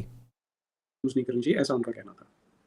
देखिए, मुझे लगता है कि गवर्नेंस और जिस तरीके से सरकार चलती है, उसके उसकी जानकारी के अभाव में ही कोई व्यक्ति इस तरीके की स्वीपिंग स्टेटमेंट दे सकता है। 8 साल 9 साल होने के बाद भी अगर कानूनों में संशोधन नहीं होते, संविधान में संशोधन नहीं होते, आपके कोर इंटरेस्ट्स को प्रोटेक्ट करने के लिए पोस्चरिंग भी नहीं होती। इनफैक्ट पॉजिटिव स्टेप्स आप उठाते हैं टुवर्ड्स अपीसमेंट, तृप्तिकरण जिसे और ग्रेजुएटेड फॉर्म में कहा जा रहा है, उस संबंध में नेशनल सिक्योरिटी को कॉम्प्रोमाइज़ करने की दिशा में आप इफेक्टिव कदम उठाते हैं। जो जिहाद है, जिहाद को लेके जो इंडोक्ट्रिनेशन और रेडिकलाइजेशन की मशीनरी है, संस्थागत तरीके से स्टेट अपरेटस को इस्तेमाल करके आप उसके फैलाव को अगर फैसिलिटेट करने का काम करते हैं, तो आप किस तरीके से ये कह सकते हैं कि धीरे-धीरे सब कुछ हो रहा है। आप स्पेसिफिक्स पे आइए, आप उन विद्वान से पूछिए कि आप 1, 2, 3, 4, 5 ऐसे कदम गिनाइए, जिन कदमों को देख के हम ये कंक्लूड कर सकें कि नहीं, धीरे-धीरे हम एक पॉजिटिव डायरेक्शन में बढ़ रहे हैं। इस्लामाइज़ेशन देखिए, हिमालय का इस्लामाइज़ेशन, इस्लामीकरण निरंतर चल रहा है। उसे रोकने के बजाय उसे फैसिलिटेट करने का काम पॉलिसी लेवल पे हो रहा है। हमने बहुत बार एक्सपोज़ भी किया, आप जानते हैं, जम्मू कश्मीर के जी। संबंध में हिमाचल के उत्तराखंड एटसेट्रा। हिंदू नरसंहार जो पूरे भारतवर्ष में चल रहा है, किसी न किसी फॉर्म में, किसी न किसी तरीके से। जम्मू कश्मीर में बहुत क्लियर तरीके से टारगेटेड किलिंग एटसेट्रा, और जो पलायन करवाया, मारा, कत्लेगार, उस भारत सरकार मुझे बताइए 9 वर्ष में हिंदू नरसंहार को नरसंहार घोषित करना, उसे आधिकारिक तौर पे मानना कि ये नरसंहार है, और फिर विक्टिम्स को अकोमोडेट करना, उन्हें न्याय दिलवाना, ये धीरे-धीरे होगा। और जिस चेंज की हम बात करते हैं, मुझे लगता है कि उस बदलाव की दिशा में कोई भी कदम पिछले 8-9 वर्षों में नहीं उठाया गया। चेंज बाय डेफिनिशन एक सडन एक्ट होता है। हुँ, अगर आप धीरे-धीरे कुछ करेंगे तो फिर आप बदल नहीं रहे हैं कुछ, then you are only evolving. हुँ, और सरकार का पॉलिसी फ्रेमवर्क अगर आप देखें, अब देखिए स्पेसिफिक्स पे बात हो सकती है। फॉर इंस्टेंस मैं ये कह रहा हूँ कि जम्मू संभाग को पैन इस्लामिस्ट ताकतों का मानना है कि लॉन्च पैड या एक स्प्रिंग बोर्ड की तरह इस्तेमाल करना है सनातन के इस्लामीकरण के लिए, गज़वाए हिंद के लिए, to finish the um, unfinished chapter of Islam, उसके लिए। और अगर इस संबंध में आप ये देख रहे हैं कि दुश्मन मुल्क ने, ताकतों ने, लोगों ने, जिहादियों ने जम्मू कश्मीर में कुछ ऐसे सबवर्सिव प्रोसेसेस डिप्लॉय किए, तो क्या आप उन सबवर्सिव प्रोसेसेस को रिवर्स करने की दिशा में कदम उठाएँगे, उन्हें फैसिलिटेट और उन ताकतों के लॉन्ग टर्म गोल्स को कंसोलिडेट करने की दिशा में कदम उठाएँगे? तो हमने तो एक-एक चीज़ उठा के ये साबित किया है कि इंडियन स्टेट जम्मू कश्मीर में पाकिस्तान आईएसआई, पैन इस्लामिस्ट ताकतों के लॉन्ग टर्म गोल्स को कंसोलिडेट करने की दिशा में इफेक्टिव कदम उठा रही है। हुँ, जब आप जम्मू कश्मीर में डेमोक्रेसी की पुनर्स्थापना पोस्ट एब्रोगेशन झूठ के आधार पे करते हैं या और अलगाववादियों को अगले 15 साल तक सत्ता मिले ऐसे प्रावधान बना देते हैं। या फ्रॉड और फज्ड सेंसेस के आधार पे डिलिमिटेशन करके कश्मीर सेपरेटिस्ट कश्मीर को अधिक सीटें दे देते हैं और हिंदू बहुल जम्मू संभाग को कश्मीर का 15 साल के Oh, Abhay, yeah, I'm saying, yeah, interesting question. Thanks for asking for this clarification. So, I'm saying BJP doesn't have an incentive to do more for Hindu cause because Hindus have nowhere else to go. BJP knows this. We knows this. You know this. Bengal में आज तुम BJP को vote नहीं करोगे तो क्या करोगे? Trinamool strengthen हो जाएगा. तब क्या होगा? So that's why they don't have an incentive to vote they don't have an incentive to vote for do much for Hindus. जो जितना हो रहा है थोड़ा बहुत बिना प्रॉब्लम के इजी वे से उतना ही करेंगे, तो ज़्यादा कुछ नहीं करेंगे. लिए गुलाम बना देते हैं। तो आप किस मुँह से ये क्लेम कर सकते हैं कि हम समस्याओं को ठीक करने की दिशा में आगे बढ़ रहे हैं? तो देखिए ऐसे स्पेसिफिक्स हज़ारों हैं। मैं हुँ, हज़ारों आपको स्पेसिफिक्स ऐसे गिना सकता हूँ, जिसमें आपको ये लगेगा कि इंडियन स्टेट, इंडियन सिविलाइज़ेशन को खत्म करने के लिए स्वयं एक औजार बन गई। और ये एक हुँ, एम्पिरिकल कंस्ट्रक्ट भी है, उसपे तो चलिए व्यापक चर्चा। So again, to remember Sitaram Goel's famous quote, that seems very relevant at this moment. That in time, Congress will become the Muslim League, BJP will become the Congress. So by extension, this party is today's Hindu Mahasabha. Basically, we are again witnessing such a situation. Partition seems to be around the corner always. शायद नहीं होगा partition because the intelligence gathering agencies वगैरह they are so strong these days. But देखते हैं NIA कितना effective रहता है. But this is the Hindu Mahasabha of today, and today we have to decide again, like our ancestors in 1920s and 1940s. हो जाएगी। Indian state is hostile to the Indian nation. Indian state is hostile to the Indian civilisation. Indian Yeah. State is hostile to Sanatan. बताइए गौहत्या पे आज तक भारतीय parliament ने कानून नहीं बनाया। क्यों? क्योंकि मुस्लिम सैंक्शन नहीं है। और मुस्लिम सैंक्शन क्यों एक कंसर्न है? क्योंकि पॉलिसी ऑफ अपीसमेंट एक पैराडाइमल प्रॉब्लम है। वो कांग्रेस के साथ भी थी, भाजपा के साथ और अधिक हो गई है। तो जब आप स्पेसिफिक्स को उठा के देखेंगे तो आप ये पाएँगे कि कांग्रेस तो मुस्लिम लीग को टच कर रही है। हुँ, तो फिर Harsh is making a very important point. यही तो डिसीजन मेकिंग करना है, एंड थोड़ा बहुत सोच समझ के करना है कि अभी जाके इस पार्टी को वोट दे क्या? कब करे? काउंसिल लेवल इलेक्शंस में, काउंसिलर लेवल इलेक्शंस में, and may be MLA level elections में, where there is already BJP in power और there is a Hindutva wave, वहाँ पे करो. बंगाल में मत करो ये सब. I am not recommending this for Bengal, and definitely not in the Lok Sabha elections. We have to promote this party, propagate for this party, and at the same time not vote for this party all the time. We have to use this party, and even they know it, even BJP knows it. We have to use this party to pull BJP towards the Indic wing. थोड़ा बहुत यहाँ वहाँ इसको vote करके, support करके, donate करके सिर्फ डर डालते रहो बीजेपी के अंदर. That's what this party is for. ये केवल व्हाइट वॉश करने की एक प्रक्रिया है, एक डिनायल मोड में रहने की प्रक्रिया है। नहीं, सब कुछ हम कर रहे हैं। आपने 370 तोड़ा, 370 तोड़ने के बाद जम्मू कश्मीर में सत्ता का कंट्रोल अलगाववादी को देना था या राष्ट्रवादी को देना था? स्वयं भाजपा ने लिखित में डिलिमिटेशन कमीशन को दिया कि 2011 का census anti Jammu, anti Hindu, pro Muslim, fraud और फज्ड सेंसस है। आपने उसी हुँ, सेंसस का आधार बना लिया जम्मू कश्मीर में सत्ता का बंटवारा करने के लिए और ये सुनिश्चित कर दिया कि जम्मू कश्मीर में सत्ता अगले 15 सालों के लिए पुनः सेपरेटिस्ट लॉबी के पास चली जाए। तो हुँ, 370 को आपने उसका जो पॉजिटिव इफेक्ट्स थे उसको इस तरीके से निरस्त कर दिया। 370-35 के खात्मे से पहले कोई भी भारतीय नागरिक जम्मू कश्मीर में सरकारी नौकरी या ज़मीन नहीं खरीद सकता था। 370-35 खत्म हुआ, लेकिन कश्मीरी सेपरेटिस्ट लॉबी के दबाव में आके केंद्र सरकार ने, भारत सरकार ने 2 ऐसी पॉलिसी इंटरवेंशंस कर दी जिसके चलते 370 बैकडोर से रीइंट्रोड्यूस हो गया, यानी अलगाववादी पाकिस्तान परस्त ताकतें मजबूत हो गई। एक एग्रीकल्चरिस्ट सर्टिफिकेट और एक 15 साल की रिक्वायरमेंट जम्मू कश्मीर में नौकरी पाने के लिए। तो आज मुझे बताइए एग्रीकल्चरिस्ट Did सर्टिफिकेट you क्या है guys कि hear आपको अगर that? ज़मीन खरीद, मान लीजिए मुझे जम्मू कश्मीर में Shit. I had no idea about this. अलगाववादी पाकिस्तान परस्त ताकतें मजबूत हो गई। एक एग्रीकल्चरिस्ट सर्टिफिकेट और एक 15 साल की रिक्वायरमेंट जम्मू कश्मीर में नौकरी पाने के लिए। तो आज मुझे बताइए एग्रीकल्चरिस्ट सर्टिफिकेट क्या है कि आपको अगर ज़मीन खरीद, मान लीजिए मुझे जम्मू कश्मीर में अगर ज़मीन खरीदनी है, तो मुझे तहसीलदार से ज़मीन खरीदने से पहले एक एग्रीकल्चरिस्ट होने का सर्टिफिकेट लेना पड़ेगा। और एग्रीकल्चरिस्ट सर्टिफिकेट तहसीलदार साहब आपको तभी देंगे अगर आप या आपकी फैमिली ऑलरेडी जम्मू कश्मीर में लैंड ओन करती है। तो मुझे बताइए जो पंजाब का नागरिक है, जो तमिलनाडु का एक नागरिक है, क्या वो जम्मू कश्मीर में 370 और 35 से पहले प्रॉपर्टी होल्ड कर सकती थी, ज़मीन होल्ड कर सकती थी? तो मतलब एक नहीं, तो इसका मतलब है कि अगर भारतीय नागरिक आज जम्मू कश्मीर में ज़मीन खरीदने के लिए आएगा तो क्या वो ज़मीन खरीद सकता है? क्या उसकी वो रजिस्ट्री करवा सकता है? क्या म्यूटेशन एंट्रीज़ उसके नाम पे नहीं हो सकती? यानी आज भी स्थिति वही है, एग्रीकल्चरिस्ट सर्टिफिकेट की रिक्वायरमेंट इंट्रोड्यूस करने के कारण कि भारतीय नागरिक जम्मू कश्मीर में ज़मीन नहीं खरीद सकता। Okay, Harsh, good point. See, what I'm saying is, even if entire Hindu vote doesn't shift to this part, so in this case, the fact that Hindus are not an united voter of BJP, if from now on, at least, whatever is the BJP voting base now, if some of that breaks up into Ekam Sanatan party's votes, even that's great. That is what will light the fire in BJP's tail, right? बाकी हिंदुओं को छोड़ो, and इसलिए मैं कह रहा हूँ only in where there is already BJP stronghold, other जगह पे नहीं। तो पूरा का पूरा पार्टी वोट, हिंदुओं का वोट बीजेपी से यहाँ पे शिफ्ट करने का ज़रूरत भी नहीं है। यहाँ से अगर 10-20% भी वहाँ पे चला जाए और कुछ इलेक्शंस में, तब भी it's a push for BJP enough. और 15 साल रहने के बाद वो एलिजिबल होगा डोमिसाइल बनने के लिए। अगर किसी अमेरिकन को इंडियन सिटीजन चाहिए तो नेचुरलाइजेशन के प्रोसेस के जरिए 11 वर्ष में वो पा जाता है। लेकिन किसी भारतीय नागरिक को जम्मू कश्मीर में डोमिसाइल चाहिए तो उसको 15 साल जम्मू कश्मीर में लगातार रहना पड़ेगा। उसके बाद फिर वो एलिजिबल होगा सरकारी नौकरी प्राप्त करने के लिए। चपरासी से लेके पब्लिक सर्विस कमीशन की जो गैजेटेड सर्विसेज के लिए नौकरी होती है। तो 370 और 35 से पहले भी तो यही था। तो इसीलिए हमने एक आज डिटेल में बात कभी करेंगे। 370-35 को मोदी सरकार बैकडोर से रीइंट्रोड्यूस कर गई है मुस्लिम अपीसमेंट के चलते।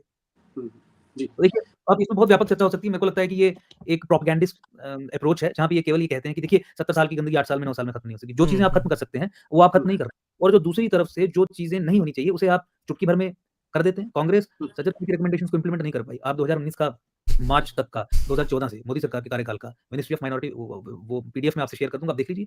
तमाम सजग कमेटी रिकमेंडेशंस मोदी सरकार ने इंप्लीमेंट की। जो देश के खिलाफ एक बहुत बड़ा कदम है, तो देश के खिलाफ कदम उठाने वाली yes Harsh, BJP doesn't have that much winning margin. कहाँ पे? वो लोकेशन के बेसिस पे मैं ये करने को बोल रहा हूँ। Not in places like West Bengal and definitely not in Lok Sabha elections, other elections. BJP को लगने दो कि अरे कोई और आ रहा है राउंड द कॉर्नर। पार्टी किस तरीके से ये क्लेम कर सकती है हम देश, सभ्यता, संस्कृति और सनातन की रक्षा के लिए यहाँ पे खड़े हुए हैं। ठीक बात है जी। अच्छा, दूसरा एक पॉइंट जो उन्होंने और रेज किया था कि आप पूरे देश में यदि कोई नई पार्टी इलेक्शन लड़ना चाहती है तो उसके पास कार्डर नहीं होता, जैसा डेडिकेटेड कार्डर कई पार्टीज के पास है जो निस्वार्थ सेवा करता है। तो ये समस्या तो आप फेस करेंगे। जो चैलेंजेस हैं वो फेस करेंगे, लेकिन मैंने आपको जिस तरीके से बताया कि जिस तरीके से जब भी हमने ये फॉर्म ओपन किया है, लिंक ओपन किया है, हज़ारों की संख्या में 2-3 घंटे में लोग हमसे जुड़े हैं। इससे पहले भी हमारी एक्टिविटीज़ के चलते बहुत सारे राज्यों में कार्डर बिल्डिंग का प्रोसेस इनिशिएट हुआ था। जो चैलेंजेस उन्हें फेस करना है और अभी 1 साल का बीच में समय है, 2024 के पार्लियामेंट्री इलेक्शंस ये पार्टी लड़ेगी। तो जहाँ तक पहुँचेंगे। ये मुझे लगता है कि इस पार्टी के जन्म में कुछ डिवाइन सैंक्शन भी है। हमारा काम जो है वो कर्म करना है, कर्म करेंगे और जिस तरीके से होगा। और मैं आपको ये बता दूँ कि देखिए कि कैंडिडेट्स हमें सनातनी आवाज़ पार्लियामेंट में चाहिए। पैन इस्लामिक स्टाइल में, आईएस के स्टाइल में पिछले 1 डेढ़ वर्ष में कई हत्याएँ हिंदुओं की हुई पूरे भारतवर्ष में। गले काटना, गले आप मुझे बताइए किसी एक पार्लियामेंटेरियन ने उस संबंध में पार्लियामेंट में कोई आवाज़ उठाई हो? किसी ने नहीं। तो हमारा सेक्युलरिज्म। हाँ, एब्सोल्यूट। हर्ष, हाँ, हिंदूज को बहुत स्ट्रेटेजिकली वोट करना पड़ेगा। I am saying that large Hindu masses का जरूरत भी नहीं है। जो लोग ये ऑनलाइन आते हैं, संजय दीक्षित का समझ लीजिए 9 लाख सब्सक्राइबर है, वहाँ से अगर 3-4 लाख वोट भी इधर उधर हो गया, समझ लो कि 7-8 लाख संजय दीक्षित तो काफ़ी क्रिटिसाइज करते हैं बीजेपी का क्या फ्लॉज है, ये तो संजय दीक्षित के हर सपोर्टर्स को पता है। नीरज यात्री के सपोर्टर्स हैं इतना यूट्यूब में, ठीक है, उसमें तो ओवरलैप है भी वैसे भी। तो यहाँ पे बहुत परसेंटेज शिफ्ट हो सकता है। और वो लोग खुद अगर अपने बाप मापा को समझाए, दोस्तों को समझाए कि ये थोड़ा बीजेपी को थोड़ा प्रेशर दो, इसको वोट दो, अभी काउंसिल इलेक्शन है, छोटा मोटा इलेक्शन है, यहाँ पे बीजेपी का वोट हटा दो, that already can push BJP towards more in Hindutva. Absolutely. Appeasement, तृप्तिकरण, मुस्लिम सैंक्शन, मुस्लिम वीटो, उन्होंने वीटो किया है, आप इस विषय पे बात नहीं कर सकते, एंड दे आर ऑब्लाइजिंग। तो हमारा उद्देश्य तो सनातनी वॉइसेस को पार्लियामेंट में, और कुछ नहीं तो ये डिस्कोर्स भी कितना अच्छा होगा, एकदम डायरेक्टली पॉलिटिकली ये डिस्कोर्स आ जाएगा कि नहीं BJP you are not doing the job properly. Does Sanjay Dixit support this party? Who knows? I haven't seen his comments yet, but I know that he criticizes BJP a lot. में भेजना है। जी. और Indian state as a political entity, उसके प्रारूप को, स्वरूप को इस तरीके से बदलना है ताकि वो सम हो जाए राष्ट्र के साथ। अभी एंटी नेशन है, Indian state is anti nation. State as a political entity मैं कह रहा हूँ, जो पॉलिसी से जानी जाती है, जो प्रेफरेंसेस से जानी जाती है, जो पैराडाइमल पॉलिसी फ्रेमवर्क्स रहते हैं उनसे जानी जाती है। तो आपको टोटल पॉलिसी ओवरऑल और पॉलिसी फ्रेमवर्क्स को ध्वस्त करना है। संविधान में संशोधन करना बहुत सारे प्रोविजंस को लेके, वो तो छोटा कार्य है, लेकिन जो आपके स्टेट में बैठे हुए जो पॉलिसीज प्लांट की गई हैं, इंडिविजुअल्स प्लांट किए गए हैं, इंडिविजुअल्स हैं जो एब्स्ट्रैक्टली स्टेट को डिफाइन करते हैं, उसमें टोटल ओवरऑल करना सबसे बड़ा चैलेंज तो वही है। और मैं आपको बताऊं कि कार्य जो है ये सर्जरी से होगा, ये धीरे धीरे नहीं होगा। Radical change, systematic radical changes. और चेंज मैंने पहले भी कहा, चेंज बाय डेफिनेशन एक सडन चीज होती है। बदलाव आया आपको पता चलेगा जब एकदम से कुछ होगा। तो वो एकदम से बहुत कुछ करने के लिए ही एक एकम सनातन भारत पार्टी का निर्माण हुआ है। हम सत्ता से बाहर रह के, पॉलिटिक्स से बाहर रह के पिछले 7-8 वर्षों में ऐसी सडन चीजों को करने में सफल हुए। तो पार्लियामेंट में जाके Yeah, he has a track record. रास्ता बिल्कुल साफ है कि क्या करना है। जी.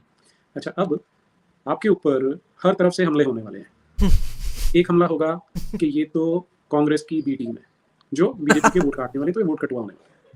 दूसरी तरफ जो बीजेपी है उनको जो सपोर्ट करने वाले हैं वो बोलेंगे कि आप दोनों ही बोलेंगे कि उनकी बी टीम है. तो इसे आप कैसे हैंडल करेंगे? मुझे लगता है कि देश के जो नागरिक हैं वो काफ़ी इस प्रपंच को समझ चुके हैं। ये तो बहुत पुराने हथकंडे हो गए, उसकी बी टीम, उसकी बी टीम। मुझे लगता है कि हम अपने जो पॉजिटिव काम है, जो हमने करना है, उस पे फोकस करेंगे, उन पे हम डिलीवर करेंगे। और मुझे लगता है कि कितना भी प्रोपेगेंडा आपके खिलाफ झूठ का हो, आपके पॉजिटिव जो काम है उसके चलते वो सक्सीड नहीं कर पाता है। हमारा काम बोलेगा, हम जो डिलीवर कर चुके हैं, जो करेंगे, और अल्टीमेटली जिस तरीके की हमारी पोजीशन होगी वो सब चीज़ें बोलेंगी। मुझे लगता है कि बहुत सारे इश्यूज़ पे, जैसे आज भाजपा शासन ने 1-2 दिन पहले ही जम्मू में गलत तरीके से कुछ लोगों को अपीज़ करने के लिए ऐसा आरोप लगाया जा रहा है, मंदिर तोड़ दिया नवरात्रों में। वाह. सेलेक्टिव हिंदू मंदिर किस को जगह टारगेट। पे, किस जगह पे है? ये जम्मू सिटी में मुट्ठी एक क्षेत्र है, वहाँ पे। Google आज करो, मैंने Google ट्वीट करो. किया, मैं स्वयं वहाँ पे गया था जगह पे। ये भाजपा ने मंदिर तोड़ा है, शिव शक्ति मंदिर तोड़ा है। और मैं जब वहाँ पे गया, वहाँ पे पुलिस भी मौजूद थी, लोकल लोग भी मौजूद थे, मेरे फोटोज़ भी अवेलेबल रहेंगे ट्विटर पे। तो उन्होंने बताया कि अखंड ज्योत जल रही थी जब इस समय ये हमला हुआ। कोई नोटिस नहीं था, कोई संज्ञान नहीं था, 40 वर्ष पुराना मंदिर था, वो तोड़ दिया, तहस-नहस कर दिया, बर्बाद कर दिया। और यहाँ पे मैं आपको बताऊँ, यहाँ पे नेशनल हाईवे कंस्ट्रक्ट हो रहा है। अगर मान लीजिए कोई इल्लीगल मस्जिद रास्ते में आ जाती है, तो अलाइनमेंट ये चेंज कर लेते हैं सड़क की। Yeah. ऐसे कई सारे इंस्टेंसेस हैं। हम्म. तो मंदिर तो मंदिर पे हमला करना और गैर कानूनी ढंग से। देखिए, मान लीजिए 2 मिनट के लिए आप मेरिट को साइड पे छोड़ दीजिए कि मेरिट्स क्या थे। मान लीजिए कुछ भी चीज़ गैर कानूनी, तो आप कम से कम वहाँ 40 वर्ष से, अगर खासकर कश्मीरी हिंदू समाज और हमारा लोकल वहाँ का डोगरा समाज वहाँ पूजा अगर कर रहा है, तो जो मैनेजमेंट कमेटी है, जो पुजारी है, कम से कम उनको कहेंगे तो कि आपने ये गलत बनाया है, ताकि उसका कोई जवाब दिया जा सके, हम अपनी पोज़ीशन को एक्सप्लेन कर सकें। हिंदुओं को तो अपनी पोज़ीशन एक्सप्लेन करने तक का मौका नहीं दिया जा रहा है, सीधे हमले हो रहे हैं।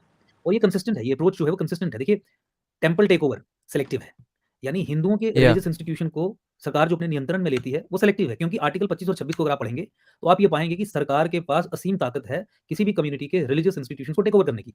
यानी सरकार मस्जिद भी टेक ओवर कर सकती है, कोई प्रतिबंध नहीं है सरकार पे। गुरुद्वारा भी टेक ओवर कर सकती है, चर्च भी टेक ओवर कर सकती है। लेकिन पिछले 70 साल में 1947 के बाद और आज तक मुझे बताइए, क्या कोई मस्जिद, क्या कोई गुरुद्वारा, क्या कोई चर्च सरकार ने अपने नियंत्रण में ली? लिया तो केवल हिंदुओं के मंदिर। तो तोड़ने में भी सिलेक्टिव, टेक ओवर में भी सिलेक्टिव। माता वैष्णो देवी श्राइन बोर्ड के संबंध में जो हमने केस किया कि सरकारी नियंत्रण खत्म हो और हिंदुओं को वापस दिया जाए माता वैष्णो देवी का नियंत्रण, कंट्रोल, मैनेजमेंट, एडमिनिस्ट्रेशन, तो उसमें भाजपा सरकार ने ऑब्जेक्शंस फाइल करके अपोज किया और कहा है कि नहीं, हमारी सरकार ये मानती है कि इस मंदिर पे सरकार का ही नियंत्रण रहेगा और हिंदुओं का नहीं रहेगा। और तो अभद्र भाषा का प्रयोग करते हैं, ये लार्जली यही कहते हैं कि हिंदू चोर है। जी, मैं वही कहने लगा था आपसे कि उसमें ये कहा जाता है कि जो मंदिर है वहाँ पर भ्रष्टाचार हो जाता है, वहाँ पर जो पैसे अप्रोप्रिएट कर लिए जाते हैं, इसलिए सरकार अपना दायित्व समझती है तो उनको सुचारू ढंग से चलाती है और विकास भी करती है। जबकि आप माता वैष्णो देवी के संबंध में देखेंगे तो यहाँ पे आपको बहुत सारी ऐसी करप्शन की इंस्टेंसेस और एविडेंसेस मिल जाएंगे जो इंस्टीट्यूशनलाइज्ड स्केल पे हो रहा है। आपको यहाँ पे नॉन हिंदूज को बोर्ड एम्प्लॉयमेंट दे रहा है, वैसी चीजें दिख जाएंगी। इनकी जो एंडोमेंट्स हैं, इनके जो हॉस्पिटल्स हैं, इनके जो एजुकेशनल इंस्टीट्यूशंस हैं, वहाँ पे किसी भी तरीके का कोई प्रेफरेंशियल ट्रीटमेंट उन लोगों को जिनके चंदे से सब कुछ चल रहा है उनको नहीं मिलेगा। ये आपको दिख जाएगा। और दूसरा, वो रिलीजियस इंस्टीट्यूशंस जहाँ पे इंडोक्ट्रिनेशन और रेडिकलाइजेशन का काम चल रहा है, उन्हें वही लोग चलाएंगे जो रेडिकल प्रीचर्स वहाँ सरकार इंटरव्यू करेगी, क्योंकि वो सनातन को खत्म करने के लिए एक इंस्टीट्यूशनलाइज्ड मैकेनिज्म वहाँ पे चला रहे हैं। तो इंडियन स्टेट तो सनातन के प्रति हॉस्टिलिटी ही रखती है। वहाँ पे वो सम हो जाता है, बस हो जाता है। Unfortunate situation. जी, अच्छा, मैं पहले आपका 7वां पॉइंट पिक करना चाह रहा हूँ जो आपने आज शेयर किया ना, कि केवल विकास नहीं, अध्यात्म, संस्कृति, इतिहास, स्थानीय भाषा और पर्यावरण के साथ Yeah, I was calling this point a little too vague and ambiguous. Let's see what his explanation of this point is. संपूर्ण विकास। अब ये मुझे लगता है कि बहुत एक अंडररेटेड पॉइंट है जिसे हमारे समाज ने अभी तक शायद पिक नहीं किया, क्योंकि हिंदू नॉर्मली क्या बोलता है कि सड़क बन रही है तो सड़क के लिए, बिल्डिंग के लिए, इन चीज़ों के लिए वोट कर देता है। जबकि जो दूसरी जातियां, जो जातियां भी नहीं कहना चाहिए, जो मलेच्छ या धर्मी विधर्मी जो लोग हैं, वो देखते हैं कि हमारे कलेक्टिव आइडेंटिटी को का कितना विकास होता है। तो ये हिंदू की जो इनहेरेंट समस्या है कि वो उसमें वो हिंदू कॉन्शियसनेस नहीं है।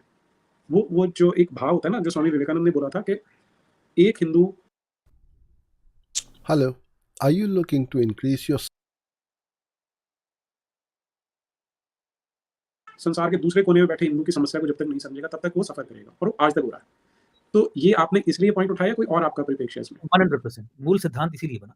हम्म, बिल्कुल जिस तरीके से आपने एक्सप्लेन किया, उसी चेतना का संचार करने के संबंध में ही। और स्थानीय भाषा को तो हम बहुत, उसके प्रति जो संवेदना है, सेंसिटिविटी है, स्थानीय भाषा कहीं की भी हो, राज्य लिंग्विस्टिक बेसिस पे रीऑर्गेनाइजेशन हुई और कई सारी लैंग्वेज, उसको भी। और Nice. एनवायरमेंटल कॉन्शियसनेस तो हमारे वेदों का concept. This is a pretty interesting point, हाँ. स्थानीय भाषा का प्रायोरिटी पॉलिसी लेवल पे ये इसका क्या implications होगा पता नहीं, but it might be too ambiguous and might be flowery, but the point that they are making is important, that a separate focus on स्थानीय भाषा. कॉन्सेप्ट हम्म, हमारे हमारे वेदों से वो शुरुआत होती है, तो वो तो है ही है। मैंने शुरू में ही कहा, जैसे आपने कहा कि कलेक्टिव आइडेंटिटी, उसके प्रति चेतना, और प्लस ग्रोथ नहीं, डेवलपमेंट नहीं, सस्टेनेबल डेवलपमेंट भी नहीं, बल्कि उससे 10 कदम आगे जाके कलेक्टिवली है। और जब हम इतिहास की इसमें बात करते हैं, तो हम उस ट्रू हिस्ट्री की बात करते हैं, जो ट्रू हिस्ट्री अभी तक हम्म। ही नहीं गई। नहीं तो उसमें तो ये उठेगा कि आप क्या कहना चाहते हैं, आप वो जो इतिहास में जो हुआ गलत हुआ, आप उसको हाईलाइट करना चाहते हैं, आप समाज में वैमनस्य पैदा करना चाहते हैं, ये पॉइंट उठाया जाता है इसमें। उस पे हमें कोई जस्टिफिकेशन देने की ज़रूरत नहीं। हम सही इतिहास अपनी प्रोजनी को देना चाहते हैं। इतिहास जी। सही तरीके से पेश करना चाहते हैं। देश के दुश्मनों ने, ऐसी सबवर्सिव ताकतों ने हाईजैक करने के लिए आपकी चेतना को, आपके इंस्टीट्यूशंस को, आपके स्टेट अपैरेटस को गलत इतिहास प्लांट किया है। हमें ना ही किसी को जस्टिफिकेशन देने की ज़रूरत है, ना ही किसी क्रिटिसिज्म से घबराने की ज़रूरत है। वी नो कि किस तरीके से इतिहास को, अब आप उसे रीराइट कह लीजिए, आप उसे भगवाकरण कह लीजिए, हालाँकि वो एक डिफरेंट कॉन्टेक्स्ट में कहा जाता है। लेकिन ट्रू हिस्ट्री, रैशनल, ऑब्जेक्टिव तरीके से, एविडेंस बेस्ड, और जिस तरीके से हिस्ट्री राइटिंग होती है, वो सारे मापदंड जो भी इंटरनेशनल लेवल पे एक्सेप्टेड है, उसके हिसाब से फिर उसे रीराइट किया जाएगा। अगर आप उसे रीराइट करना चाहते हैं, तो वी विल रीराइट इट। जी। और अब फर्स्ट पॉइंट जो था आपका कि 5% से कम वाले, तो हाँ. 5% से कम तो क्रिश्चियंस भी हैं, उन्हें भी देंगे क्या? देखिए, 2-3 स्टेप्स में कुछ चीज़ें होंगी। इमीडिएट हमने ये कहा कि जो सेकंड बिगेस्ट मेजॉरिटी है, that should be entitled from having these benefits and status, क्योंकि किसी भी तरीके से सेकंड बिगेस्ट मेजॉरिटी जो है, वो माइनॉरिटी स्टेटस कंटिन्यू रखने की परिस्थिति में नहीं है। ये अपीसमेंट और तृप्तिकरण के चलते ये सारा चल रहा है, और जो गैर कानूनी है, असंवैधानिक है। अगर आप यूनाइटेड नेशंस की जो सब कमीशन है माइनॉरिटी राइट्स वगैरह के कॉन्सेप्ट पे, उनके भी मापदंड देखेंगे, तो वो 5% ही कहते हैं। इलाहाबाद हाई कोर्ट की जजमेंट में भी एक बार ये डिस्कस किया गया था, 5%। और अल्टीमेटली सिटीजनशिप का कॉन्सेप्ट और इक्वालिटी का कॉन्सेप्ट आपको अगर इंट्रोड्यूस करना है, तो ऑब्वियसली ये माइनॉरिटी मेजॉरिटी का कोई कॉन्सेप्ट होना ही नहीं चाहिए। Citizen Yeah. मीन्स सिटीजन, जिसको कुछ Yeah. फंडामेंटल मौलिक अधिकार प्राप्त हैं, आर्टिकल 12 से 35 तक वो हैं, इतने सारे अधिकार प्राप्त हैं। I think they should be sufficient for anybody. और but there can be always 2 steps, मतलब in executing that. So let us start with this and then probably. पर आप एक बात बताइए कि अंतर्राष्ट्रीय स्तर पे एक बात चलती है कि बेचारे भोले भाले से मुसलमान होते हैं और उनको फांसीवादी जो हिंदू हैं वो लिंच करते रहते हैं हिंदुस्तान हाँ. में, और आप कह रहे हैं कि हम उनको रिजर्वेशन नहीं देंगे, हम उनको हाँ, माइनॉरिटी हाँ. स्टेटस नहीं देंगे, तो ये तो आप एंटी माइनॉरिटी बात नहीं कर रहे हैं। हम बेचारे प्रो भोले वाले माइनॉरिटी मतलब हम प्रो माइनॉरिटी बात इसलिए कर रहे हैं, क्योंकि जो एक्चुअल माइनॉरिटीज़ हैं, उन्हें ही जो कॉन्स्टिट्यूशनल प्रोटेक्शंस अवेलेबल हैं, वो मिलनी चाहिए। ये अलग तरीके से यूज़र्व की जा रही है। 5% से ऊपर जो भी कम्युनिटी है, जिसकी पॉपुलेशन है, वो माइनॉरिटी हो ही नहीं सकती। और ये इंटरनेशनल मापदंडों के हिसाब से। तो और दूसरी चीज़ ये है कि चाहे वो अपीसमेंट हो, तृप्तिकरण हो, अ, ऐसे विषय जिस पे मुस्लिम सैंक्शन ना हो, मुस्लिम वीटो एक्सरसाइज़ होती हो, वो चीज़ें हम पे नहीं। हम उसे ट्रांसेंड करके कुछ कह रहे हैं। तो आरोप लगाने वाले आरोप लगाएँगे, हमें जो करना है वो स्पष्ट है, साफ है, वो हमारे संविधान सम्मत भी है। कई लोगों को कभी-कभी सेक्युलर आर्ग्यूमेंट्स और ऑब्जेक्टिव रैशनल आर्ग्यूमेंट्स चाहिए होते हैं, तो उस संबंध में मैं ये कहूँ कि यूएन सब कमीशन ने जो मापदंड तय किए हैं इस संबंध में, उसे आधार बना के हम ये कह रहे हैं। जी। अच्छा, दूसरा मुझे ये बताइए कि वैसे तो आप जब मैनिफेस्टो रिलीज़ करेंगे तो बड़ा डॉक्यूमेंट होगा, अभी तो ये प्रिलिमिनरी स्टेज है। जो मदरसे में बच्चे जाते हैं, उनका वहाँ पर शारीरिक शोषण होता है, मानसिक शोषण होता है, क्योंकि उनको एक 1400 साल पुरानी ऐसी विचारधारा पढ़ा दी जाती है, जिसमें अंदर नफ़रत बहुत भरी हुई है कि जो बाकी के लोग हैं, उनसे नफ़रत करनी है, उन्हें सिखाया जाता है। तो एक राजनीतिक दल होने के नाते, क्योंकि मैं तो चाहूँगा कि आप सत्ता में आएँ, तो जब आप सत्ता में आएँगे, तो ये जो इन मुसलमान बच्चों के साथ अत्याचार होता है, अब मेरा व्यक्तिगत रूप से मानना है कि मदरसे बंद हो जाने चाहिए। ऐसी शिक्षा किसी भी सभ्य समाज में नहीं पढ़ाई जानी चाहिए, किसी भी, और विशेष रूप से हमारे जैसा देश जो हज़ारों साल पुरानी सभ्यता है जहाँ पर। तो ये मदरसों पर और यहाँ होने वाले मुस्लिम बच्चों पर जो अत्याचार होता है उसके बारे में आप कुछ सोचते हैं, कुछ सोचा है या अभी कर रहे हैं प्लान? देखिए सीधी सी बात है कि जो सनातन इंडिक सिविलाइजेशन, हमारी संस्कृति, हमारी सभ्यता जो है, मदरसे की एग्जिस्टेंस और उसमें जो पढ़ाया जाता है वो उसका एंटीथेसिस है। तो बिल्कुल Yes. साफ है। हम एब्सोल्युटली, और केवल इतना ही नहीं, मैंने जब इंडोक्ट्रिनेशन और रेडिकलाइजेशन की बात की तो वो इन्हीं एजुकेशनल इंस्टीट्यूशंस और रिलिजियस इंस्टीट्यूशंस हुँ, के ज़रिए की जाती है। तो राष्ट्रीय सुरक्षा का मामला भी इसमें जुड़ा हुआ है। तत्काल प्रभाव से बंद करवाया जाएगा। Right. जी, ओके। अच्छा, अब ये तो हमने जो आपसे प्रश्न पूछने थे वो है। अब हमें ये बताइए कि 2024 तो बहुत पास है, उसके बारे में कैसे प्लान कर रहे हैं आप? ऐसा है कि एक तो बहुत Correct. सारे ऐसे लोग हैं जो ऑलरेडी इस विचारधारा पे चलते हुए एक्चुअल पॉलिटिकल एक्टिविटी कर रहे हैं। जैसे आपने हमें भी हुँ, देखा होगा, एकजुट जम्मू पार्टी का मैं अध्यक्ष, वो सब पॉलिटिकल एक्टिविटी, तो एक ऑर्गेनाइजेशन बिल्डिंग, ऐसे कई संख्या में लोग हैं जो अभी सशक्त हैं चुनाव लड़ने में। एक तो वो हो गया। दूसरा, एक बहुत बड़ी संख्या उन लोगों की है जो वाक़ई में बदलाव लाना चाहते हैं और तैयार हैं ये ज़िम्मेवारी अपने कंधे पे उठाने के लिए। तो ऐसे लोगों के लिए एक merit based, transparent, accountable candidate selection का प्रोसेस भी चलेगा। हुँ, मेरा ये मानना है कि धर्म का काज अर्थ से होता है और गलत तरीके से अर्जित किया हुआ अर्थ अनर्थ हो जाता है और उससे धर्म का काज नहीं हो पाता। इसीलिए हमने अपने फाउंडर मेंबर्स के लिए जो फीस शुल्क, न्यूनतम शुल्क शुल्क कह लीजिए, कंट्रीब्यूशन डोनेशन 11,000 की रखी है, उससे भी फंड रेजिंग, मैंने बताया कि हज़ारों की संख्या में वो सब चीज़ें हो रही हैं। तो वो होगा जिससे हम अपने कैंडिडेट्स को भी सशक्त करेंगे। जिस तरीके की हमारी प्लानिंग है, मैं आपको ये कहूँ और आपके माध्यम से पूरे देशवासियों को भी ये बताना चाहूँगा, इस पार्टी के लिए अर्थ, धन समस्या नहीं है और ना ही कभी रहेगी, जिस तरीके से समर्थन भी उमड़ रहा है। अच्छे लोगों की ज़रूरत है, आइडियोलॉजी से जो वेडेड हैं, कमिटेड हैं, जिनका ट्रैक रिकॉर्ड है, ऐसे लोगों को आगे आने की ज़रूरत है।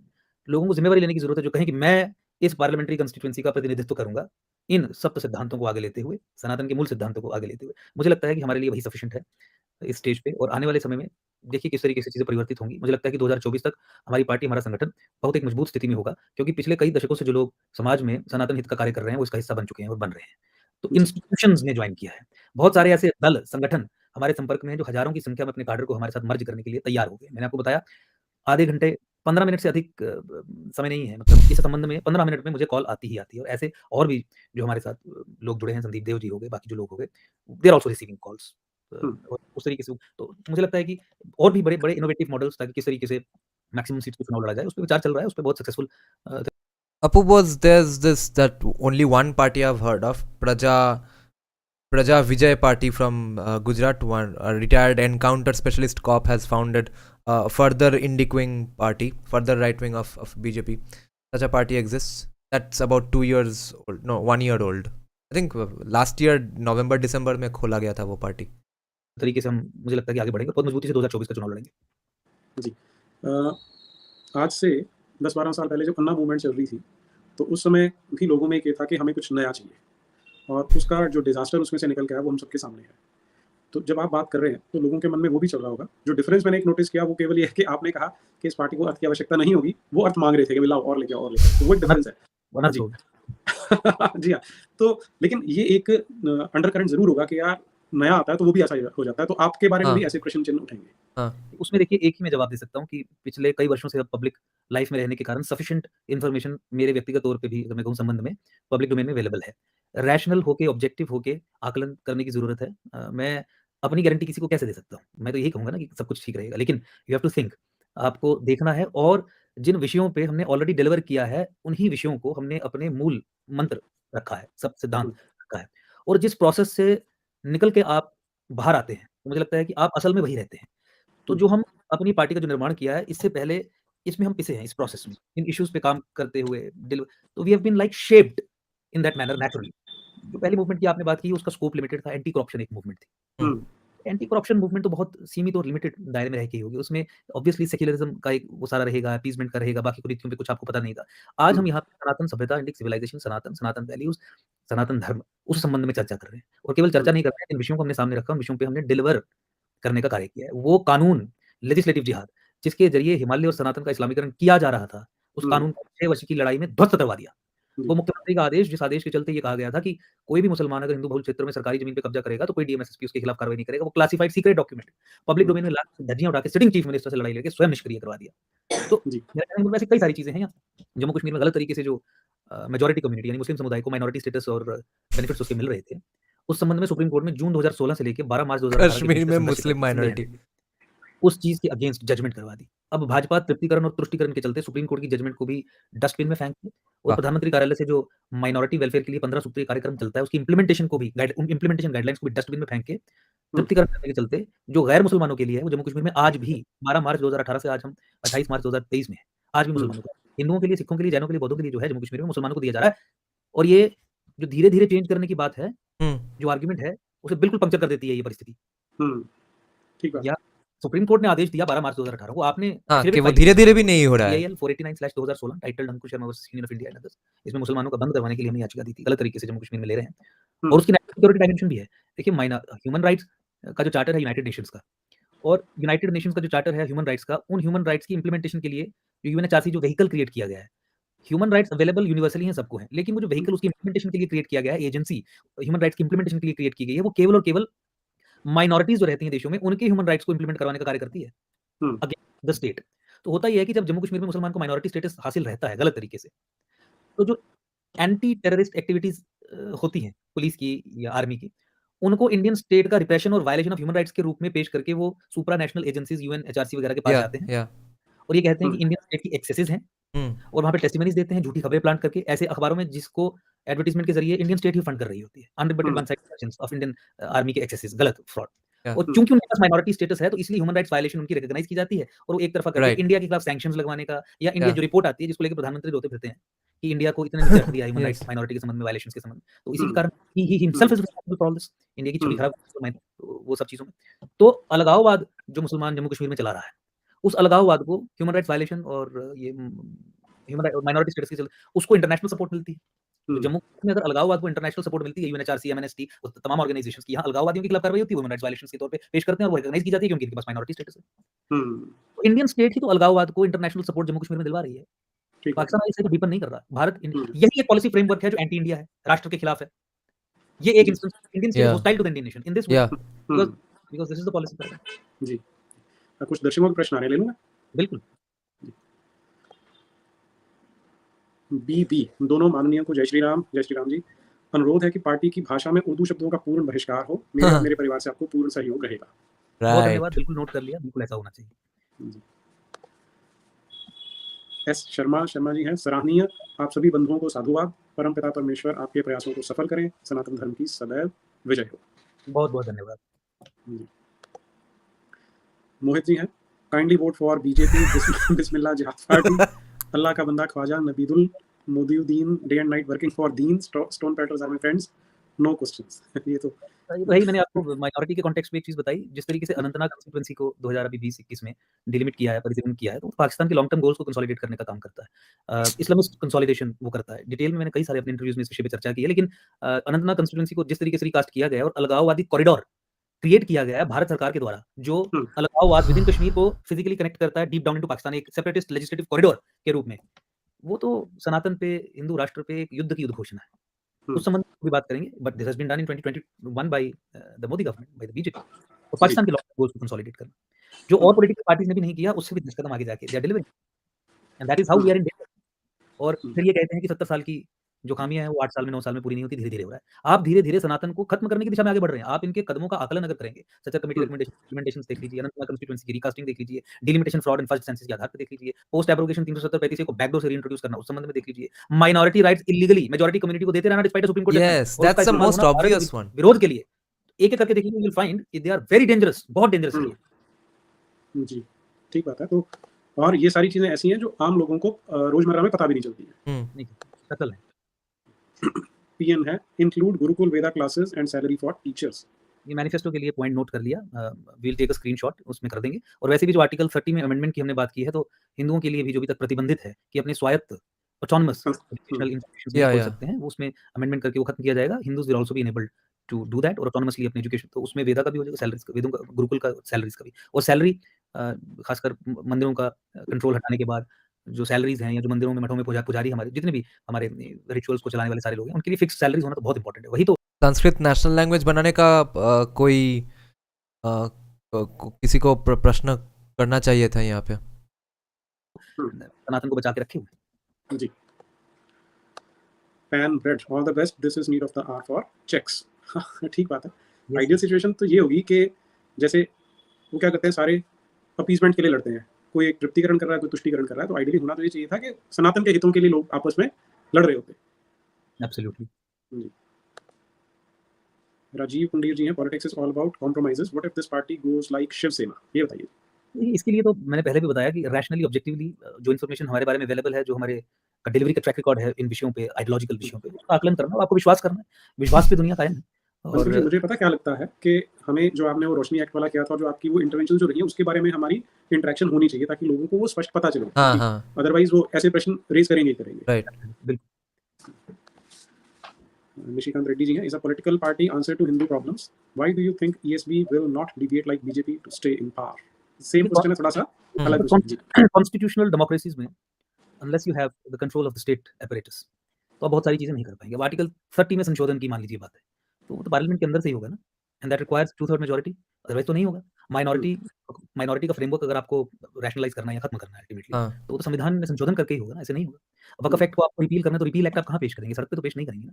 तो या मतलब सीधी दैट्स अ बात गुड ये है पॉइंट। कि अगर आपको एफआईआर लगवानी है और आप चले जाएंगे अस्पताल में, और फिर शिकायत करेंगे डॉक्टर साहब मेरी एफआईआर नहीं लगा रहे हैं, तो सॉल्यूशन क्या? This is a good point for anyone who might think that सिर्फ पार्टी बना के क्या होगा। ये पॉलिसी पोजीशंस तो पार्टी के through the instrumentality of a political party से ही होगा ये। कैसे होगा? जो काम जिस तरीके से होता है उसको उसी तरीके से करना है, और पॉलिटिकल हिंदू प्रॉब्लम्स के लिए पॉलिटिकल पार्टी ही एक कॉन्स्टिट्यूशनल डेमोक्रेसी में सॉल्यूशन है। और पोस्ट इंपीरियलिज्म एरा में जहाँ पे जो डीकोलोनाइजेशन के प्रोसेस के बाद जो स्टेट एपरेटिसेस बने कॉलोनीज में, जैसे हिंदुस्तान में बना, वो होस्टाइल है to the native cultures, yes civilization, sensitivities. तो स्टेट एपरेटस को ठीक करना कॉन्स्टिट्यूशनल डेमोक्रेसी में तो तभी हो सकता है when you go inside. Policy frameworks आपको चेंज करने पड़ेंगे, पॉलिसी पैराडाइम्स, प्रेफरेंसेस जो state apparatus as a whole की होती हैं, you have to bring in changes in that. And how do you do that? Only in a constitutional democracy by having control of the parliament और the legislature through government of course. तो सनातन के लिए तो सबसे पहला जो hurdle आता है वो कॉन्स्टिट्यूशन से ही आ जाता है। और अगर यस गौ हत्या को प्रतिबंध उस पे लगाना है, कानून बनाना है मृत्युदंड का या लाइफ इंप्रिजनमेंट का, तो पार्लियामेंट में बनेगा ना। और 80% लोगों की सेंसिटिविटीज इससे जुड़ी हुई है, और उसके बावजूद भी पार्लियामेंट ने आज तक अगर कानून नहीं बनाया है, तो ये भी स्पष्ट तौर से ये दर्शाता है ना कि Indian state is hostile towards Indian civilisation, Indian nation, राज्य राष्ट्र के खिलाफ है। पंकज अग्रवाल जी हैं, all Sanatani saints should be invited for this good Sanatani cause, full support to you. बहुत सारे संत महात्मा हमारे संपर्क में नहीं, बल्कि ये घोषणा करने से पहले भी हमसे जुड़े हैं। देखिए आप समय रहते बहुत सारे संत समाज के लोग भी आपको बीच में हमारे दिखेंगे, उनका आशीर्वाद है।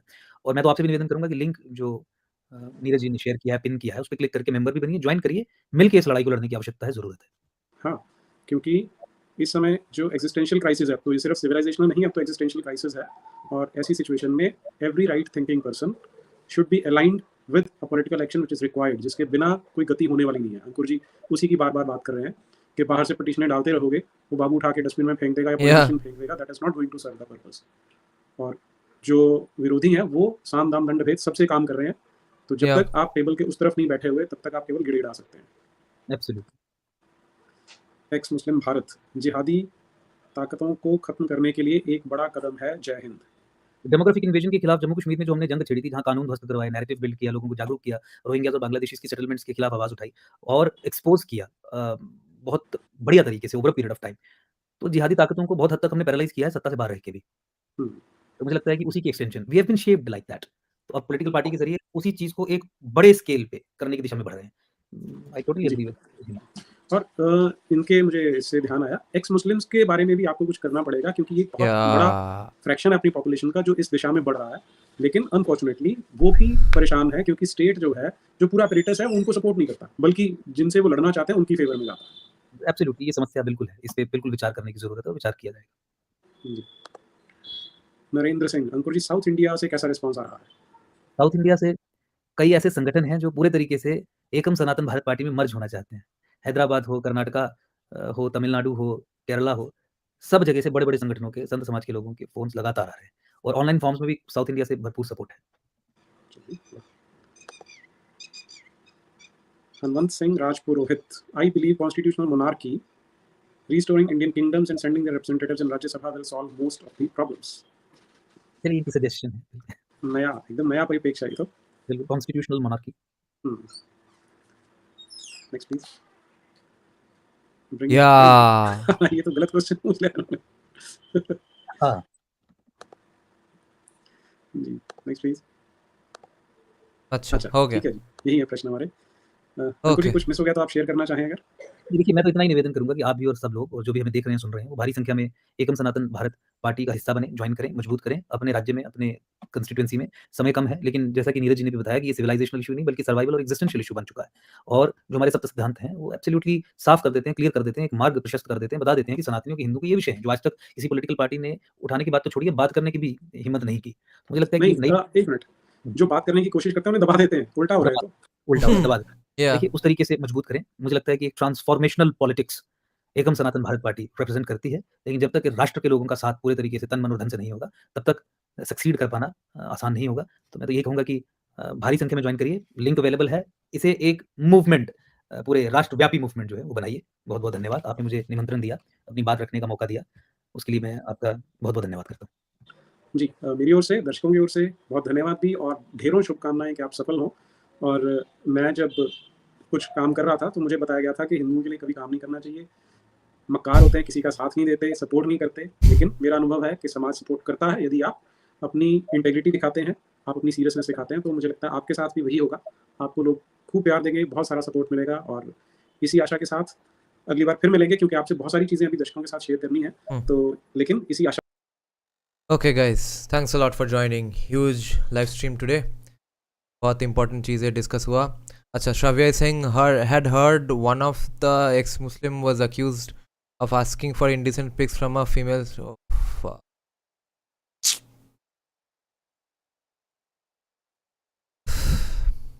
करो ये तो, वो एक कर लिया तो अच्छा हुआ, तो फिल्टर आउट हो गया खुद से. उनको हिंदू बनाना होगा. ठीक है guys, long live stream. Tomorrow we are going to continue our discussion of Manusmriti, most probably. Okay, Apu Bus is saying अगर BJP and this kind of party होते इंडिपेंडेंस के टाइम से, हिंदू महासभा तो था ना. Okay, thanks a lot guys, thanks for joining the live stream. Good night.